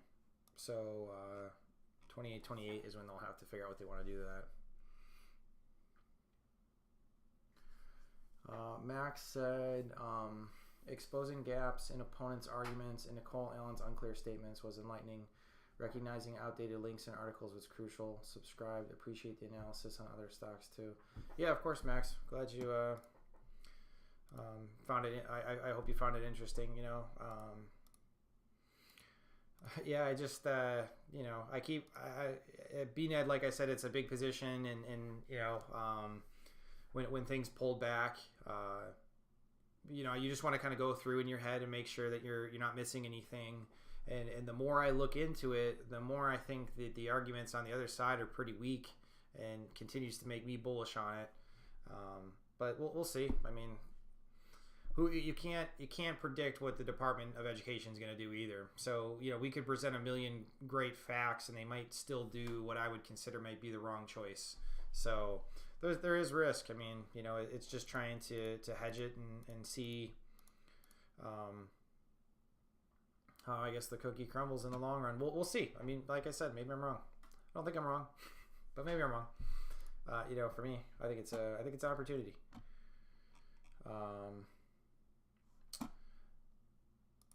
So I just wanted to comment on LSB here and say LSB. Oh, it's Alex Yu. I was just gonna say. I was like, wait a second. That wasn't the actual ticker. All right, here. And then what did I say? I thought could be.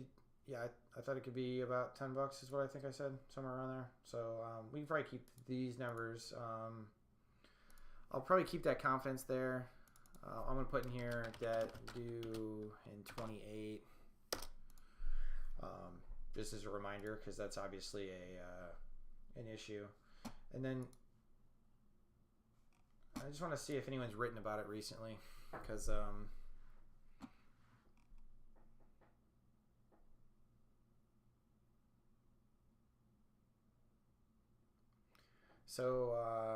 CF Industry Sync is UBS cuts on lower nitrogen price outlook.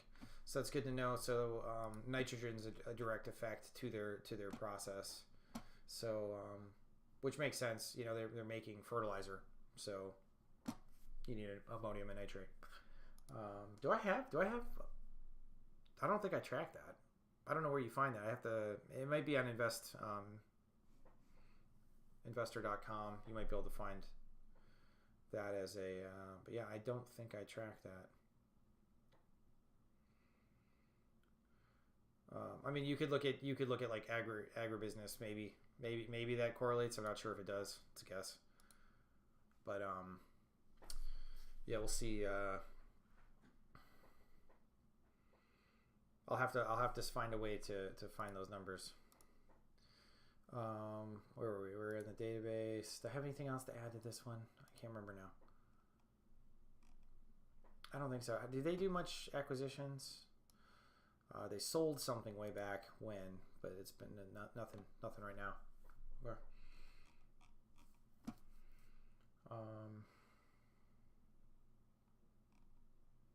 Yeah, another one. I don't necessarily think I have too much to add here. GraphTech's one I've become interested in at times, and it kind of really bounces around. It's a very leveraged stock. So and that's the thing. These are the ones that kind of tend to bounce around a lot, you know. But it's gotten low. We're at $1.32 here. We're oversold. This is a 3-year. What's a 5-year? It's ugly. It's ugly. But ugly means it looks good to me usually. Yeah, Gary, I agree. It doesn't look like, you know, even though the green color here, that's not necessarily representative of what's going on. Because I think on here it's just saying that they had missed, right? But yeah, I mean, it could be like I'm saying, it looks like you said for the past 18 months. So I would like to know if nitrogen prices are so important to the company. I'd like to look at those historically, see kind of where it lands. If you look at the quarter number, you can see it. Oh, I got you. Which I can do. So like, you know, I pull it in and it just kind of takes in the yearly numbers. But if I actually go in here, sorry, this is probably super small for you guys. Either way, I can look at the quarter here and I can see the numbers over time. It's a little bit, obviously this is all not color coded, and that's how the data comes in, and it's like impossible on your eyes. It's just like a wall of data. It's so hard to even read through it. All right, here. So onto GraphTech. If you have anything else to, Gary, you think I missed or you wanted to add, just let me know. But all right, so they manufacture graphite electrical product essentials to production of electric arc furnace, steel, and other ferrous and non-ferrous metals. I think I've covered GraphTech on the stream before. I can't remember. It's probably been a second. But you know, like I said, the issue here is the amount of debt. They do have a decent amount of cash on them, but obviously, whenever that debt's becoming due, they are paying this debt down, so they are working on it. They're also slowly buying shares back too. So management's trying. I think that's one of the reasons why when I look at them, I kind of like what I see. You know, they pay this stupid dividend, which whatever. I get it. You know, companies continue to pay these things, and you know, book value keeps kind of creeping up for these guys. Cash flow looks decent. Obviously, it's not as good as it looked in the past, which is why you're seeing everything kind of revenues got smacked this year, or last year, I should say. So obviously, they're in a rough spot here. See if anyone's commented on anything a little bit more recently.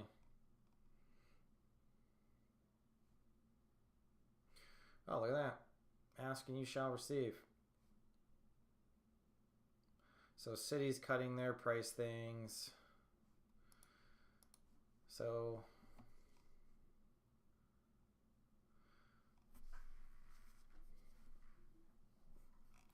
already blaming it on Europe. I don't think Johnny will appreciate that. I don't think that's kind of messed up. Brookfield, solid upon making our initial investment, we're aware of the potential risk of volatility.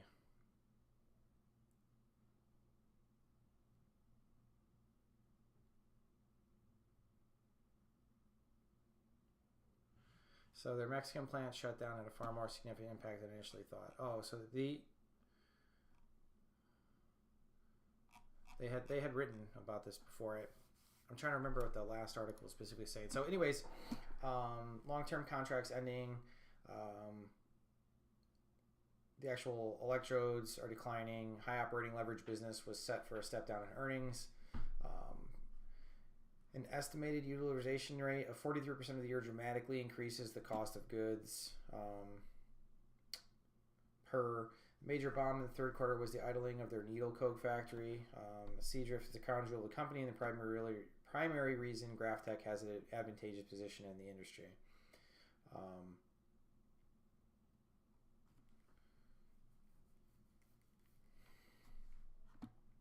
So it looks like they just kind of been struggling. And these guys were planning on the Seadrift, doing well, and then also the selling of the Mexican plant not having quite the effect it looks like it did. In addition to its use in graphite electrodes, needle coke is used as anodes of lithium-ion batteries.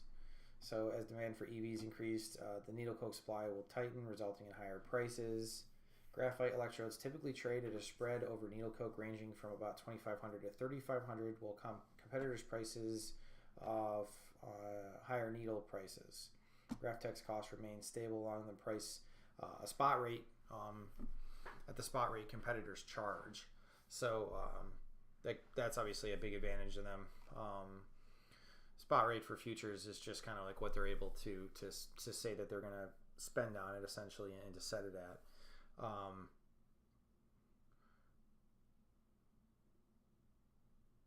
So pricing was down because of COVID. Relatively weak European economy. The maturities, they cover it. I hate when people don't cover maturities in some of these articles. He especially in some of the distress stuff that I looked at, I'm like, you don't bring that up or like talk about it. So no maturities are due until 2029. We'll lose money in 2024, but recover to free cash flow positive in 2025. So this is one I'll have to keep an eye on, because this is probably going to get pretty cheap. But if this is the other thing too, like these things sell off to prices like they're going to go bankrupt. But if it's not due for 2029, like you don't think this thing's going to bounce around before then? I'm not saying it's like, for sure or anything, but so they're saying their lessons. Brookfield sold their stake to less than 30%. Management received an $88 million bonus. It was that parting gift to stay on post-IPO. Still this day, we've not found where that clause was in the proxy or filing, a major red flag that we should have considered more. It's obviously observation of management there. Healthy balance sheets provide downside protection. The best defense is a good offense right now. GrafTech's defense has been on the field for a long time. Countless companies took on debt to repurchase shares, now wish they had never done so, especially when they move rates this high. In hindsight, GrafTech would be in a far better position had they used their free cash flow to pay off debt instead of $625 million in buybacks and $150 million of dividends. Yeah, that's the other thing too, is I know you're trying to give money back to shareholders, but if you're running at super high leverage rates, and I know historically, if you look at besides this last year, for 10 years before that, people were able to run these extremely low rates, and the rates kept getting cheaper almost, so I get that, but at the same time,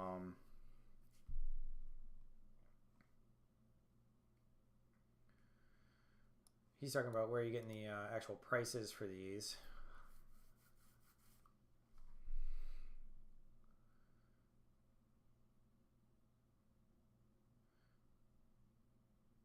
He's just wondering how they consider it if they were to be at a liquidation price. How he's saying that if the EV is 1.3 billion, that how do you arrive at that?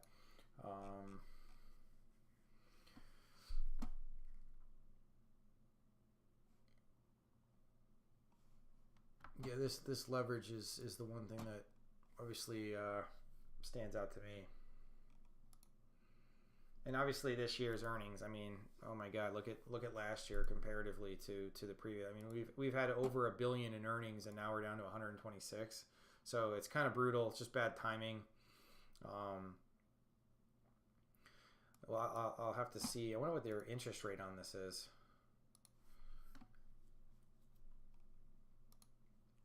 Because that's the other thing too. I know it's not due, but okay, if we're talking over time here.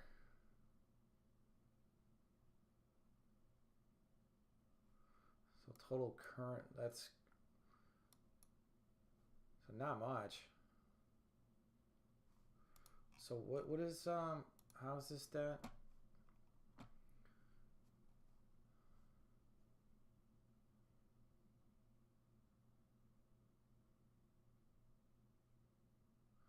So it's just senior secured notes. It doesn't say.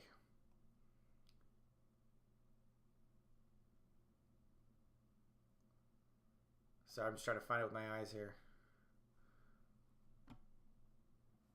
So far, okay, in the Euribor rate plus applicable margin initially equal to 3% per annum. Okay. These are 4.625 for the 2020s. And then 9, almost 10% for the ones 2028. So, yeah, it's a lot of money getting eaten up by that debt. I mean, well, that's the thing with some of these companies, too, is we'll have to see going forward, but it looks like... I don't know if rates are going to come down. Yeah, but that's what I'm thinking, Gary, is they do have the good free cash flow, but I think that's just getting eaten by that interest now, which is why they were arguing that they would have been better off in the previous years to try and take that extra cash and actually put it to good use. But now, this is the thing. If they keep that good free cash flow, that's well and good, and they're able to keep their margins up, which is pretty good. But now the overall revenues are down, so they're not generating the same bulk amount of free cash flow. So if your interest payment starts to creep up to where it's taking most of that free cash flow, now you don't have anything left over, and you're just kind of like churning, So this is a problem. I mean, this is why, in any position you take on too much debt, it just starts to become risky. You can dilute shareholders and do all kinds of stuff to destroy your share price and all that, and but the other issue is OP cash flow in 2022 is 324 million compared to market cap. Yeah, no, and I don't disagree with you. I'm not saying that their cash flow is not great. And this is why historically it's been a good company, is because it does generate good cash flow, but now it's just that's all getting eaten up. So yeah, I mean, and who knows, if the price of this graphite stuff goes back up enough and they can make a little bit more money, then maybe they can start to pay that debt down. And then, is the more you pay down, obviously, the less you have to pay in interest in the long run. And, you can kind of get out of this vicious cycle of where they're kind of churning at the bottom. But until they do, they're kind of stuck. I do like GraphTech. That's why, if you watch the stream, I pulled them up a few times because they do interest me. and I think if they can get out of this debt, I think they can put themselves in a pretty good position here. But my calculator says if we could get out of the debt, and this isn't even taking into a way better cash flow situation, but I could get this worth easily $5, so we'll have to see maybe if they have some good quarters and stuff, or we can see some revenue growths. I mean, it's a good point to bring up, Gary, because I don't always pay attention to earnings like I know so many people do. Earnings to me aren't always the end all. I get it. It's kind of what's left over for us, but at the same time too, sometimes I'm just happy with how the business is running itself, and I'd rather see them invest in the business. So if the cash flow, like you said, remains decent, then it only takes a few quarters of decent revenue to possibly get them out of a hole. So we'll see. I got one more in here that I haven't looked at, and then I'll probably call it quits after this one, just because it is getting late for me here, guys. But we got SunPower Corporation. It's a solar tech and energy service provider. I have not looked at this. They're pretty big for this, 566 market cap.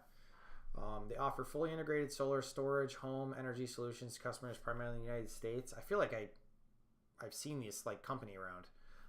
Company's smart, or they've like contacted me, try to sell me stuff. Storage and energy market services, providing customers control over electrical consumption, resiliency during power outages. They got a great 5-pillared strategy to get them through. They got a bunch of different names essentially underneath them, or subsidiaries. So we'll start to dig in. Slowly diluting shareholders here. Revenues looks like they took a nosedive during COVID, but now they're starting to recover pretty well. What is this? Turnover? Turnover's looking pretty good, actually. So starting to get things moving again. Not such great cash flow, but they do have net income.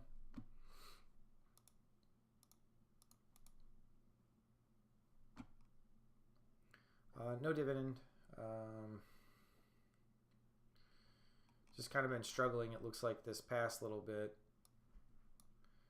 This year was pretty rough on them, but the past few years before that weren't too bad. But they had a really bad year in 2018. I wonder what happened there.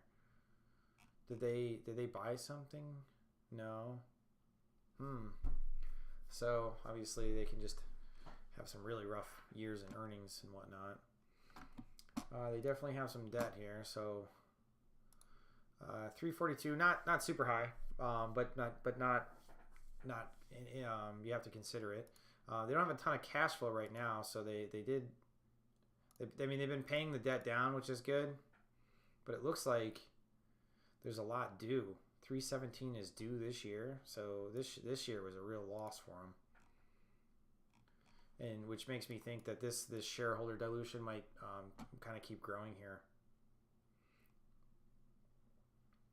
I mean, luckily, obviously the debt was really high. They have been working on paying that debt down. So, I mean, you got to give them some credit there. Let's see what else is going on here. Anything else that catches my eye? Not too much here. Let me add this one to the database. And then let's go. I'm curious to see who owns this, if anybody owns this that I know of. Does anybody, you guys know when they update the like funds for everybody, like when Buffett and all them have to file? I feel like it's been a while since they've updated all their stuff.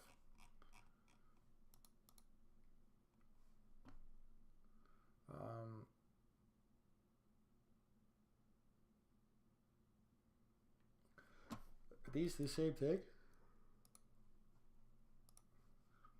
Where'd it go?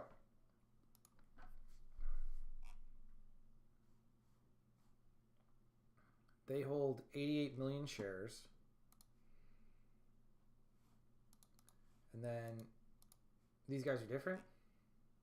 Wow, yeah, okay. So you got two. they must have like been the ones who put the money up for this or something, because they both own like the very similar shares. So there's not actually a lot of float out there if those guys actually hold all those. In about 6 days. Yeah, no, yeah, because I knew it was coming up. So I was like, it's got to be soon here when you can see what the funds are holding. Yeah, I just like to occasionally go through and just see what people are buying. Like I love to look at, you know, Scion and some of those, see what Burry's up to these days. It's been quiet, you know. Like I don't know if you're on Twitter or anything like that, but he used to be like so vocal about a lot of things, and now it's just kind of like been radio silence for a while. So we'll see what's going on.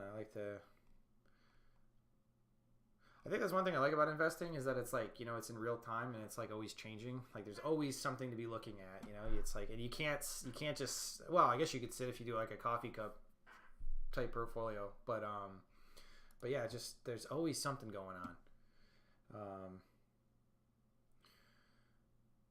So like I said, revenues are coming back up. Let's see if anyone's talking about it.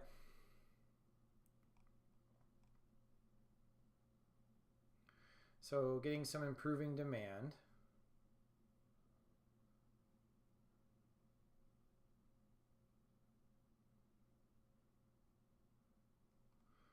Solar clean energy stock slump as Powell reinforces doubts about Fed rate cut.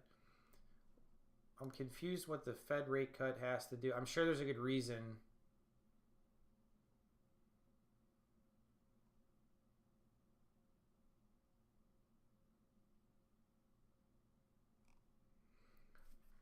Yeah, I was just wondering. I was like, what is the reason that solar's down that has to do with the federal interest rate?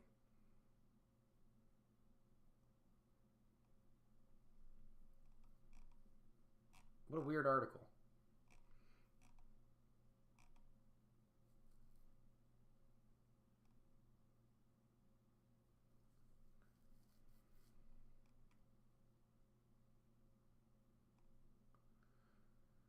Yeah, okay, whatever. That's. I thought there was gonna be like an answer, like I was missing something, and that's not really. Okay, now actually, I'm even more confused. So thanks, it helped out.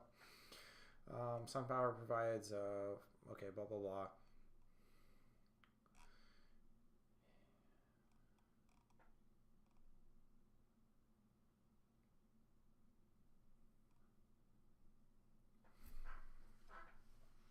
So obviously there's a lot of growth with solar, possibly growth, but it looks like it does seem like, you know, EVs have pulled back.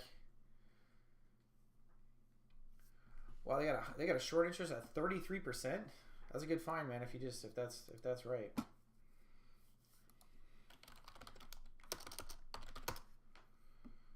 Because that is stupid high. I mean, you know, wow, good call. 33%. Oh my god. So what does this chart look like right now? How fast are we nose diving? Pretty fast. Wow, look at that.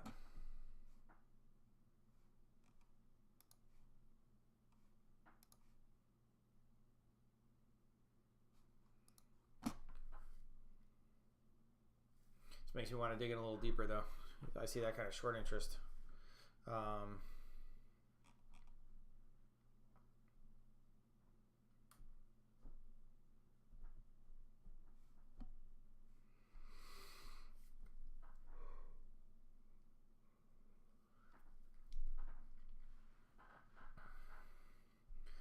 I mean, not like I think there would be like a squeeze or anything with this, but I actually think the short interest is more interesting because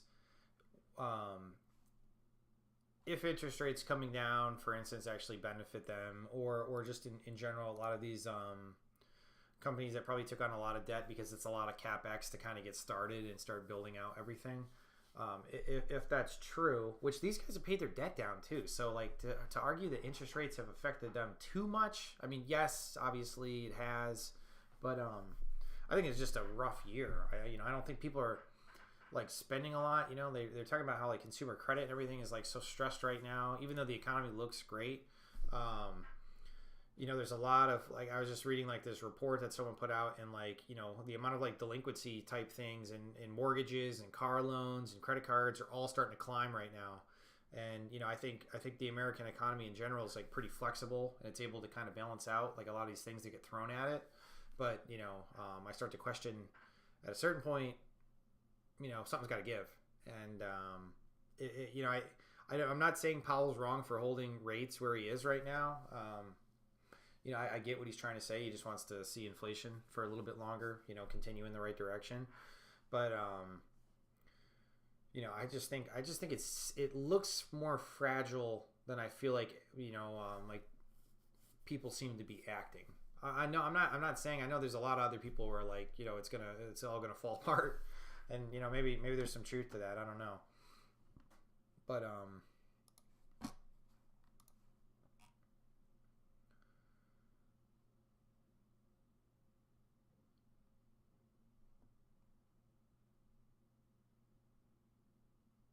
so this is a good thing. He pulled this from said reported a negative $1 million of adjusted EBITDA this quarter from 18,800 new customer additions, slower bookings this summer, and higher installation expenses as the primary drivers of lower results this quarter. As we will discuss in more detail later, we've reduced our 2023 guidance to reflect current market conditions to new ranges of 70,000 to 80,000 new customers, 600 to 700 adjusted EBITDA per customer before platform investment of 70 million to 80 90, and adjusted EBITDA of negative 35 million to negative 25 million. So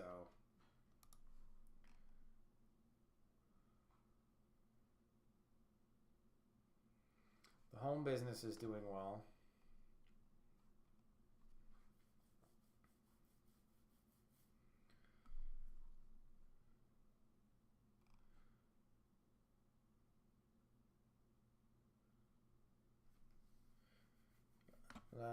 They're saying like the cost of batteries are going down, so that's always good. Because this is the other thing too. No matter what, when you get solar or all these other green energies, you got to store the energy in the meantime.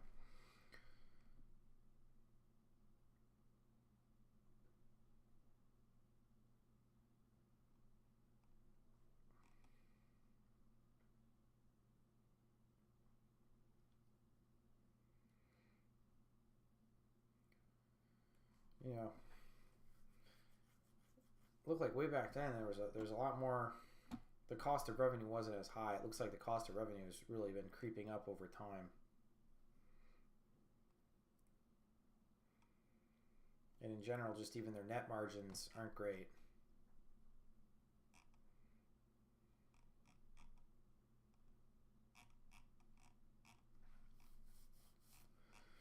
Just where are we getting to at the end here?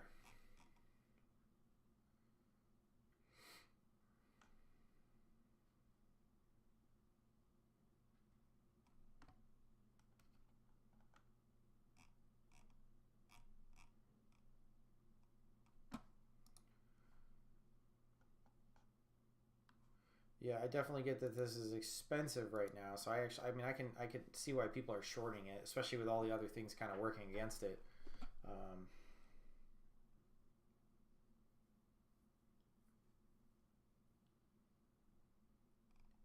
Yeah, so I think this is more just like the just everything in terms of the business of like this kind of like solar power type stuff. It's all just. It's slowly over time probably going to keep getting cheaper and more efficient, and it'll reach a point where eventually it'll become pretty cost attractive in terms of an energy usage. But who knows? I mean, and like I said too, we got to see.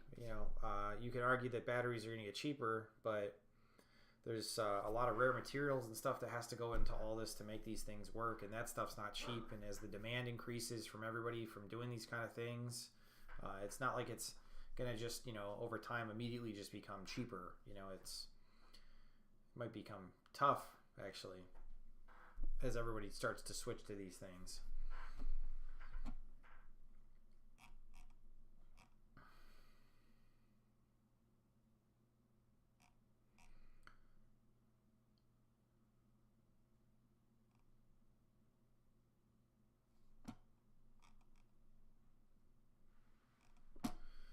yeah, all right.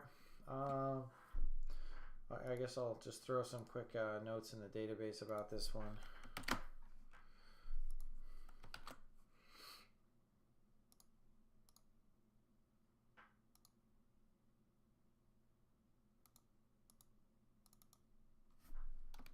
So I'm going to say poor narrative, still poor fundamentals. It just needs more, basically.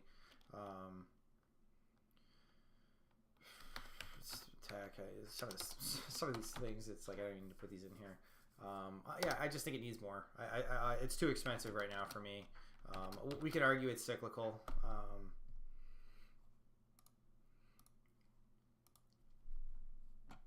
And real quick, I just want to look. I'm actually okay with my valuation of around, I think it's worth kind of shy where it is right now, like around the 250 mark. Somewhere in there is where I would think this would be worth, just on some simple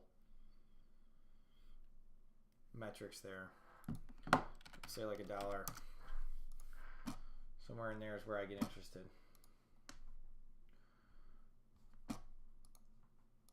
All right, well that covers all these.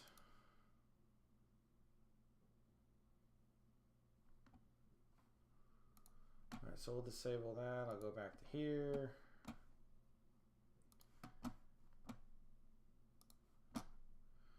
All right, we'll start knocking them out because we don't need all these tickers still in there.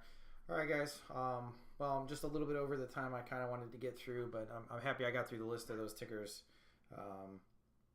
And then we'll get caught up this weekend with Johnny. We'll do our stream on Saturday. I think we plan on doing it around noon Eastern time.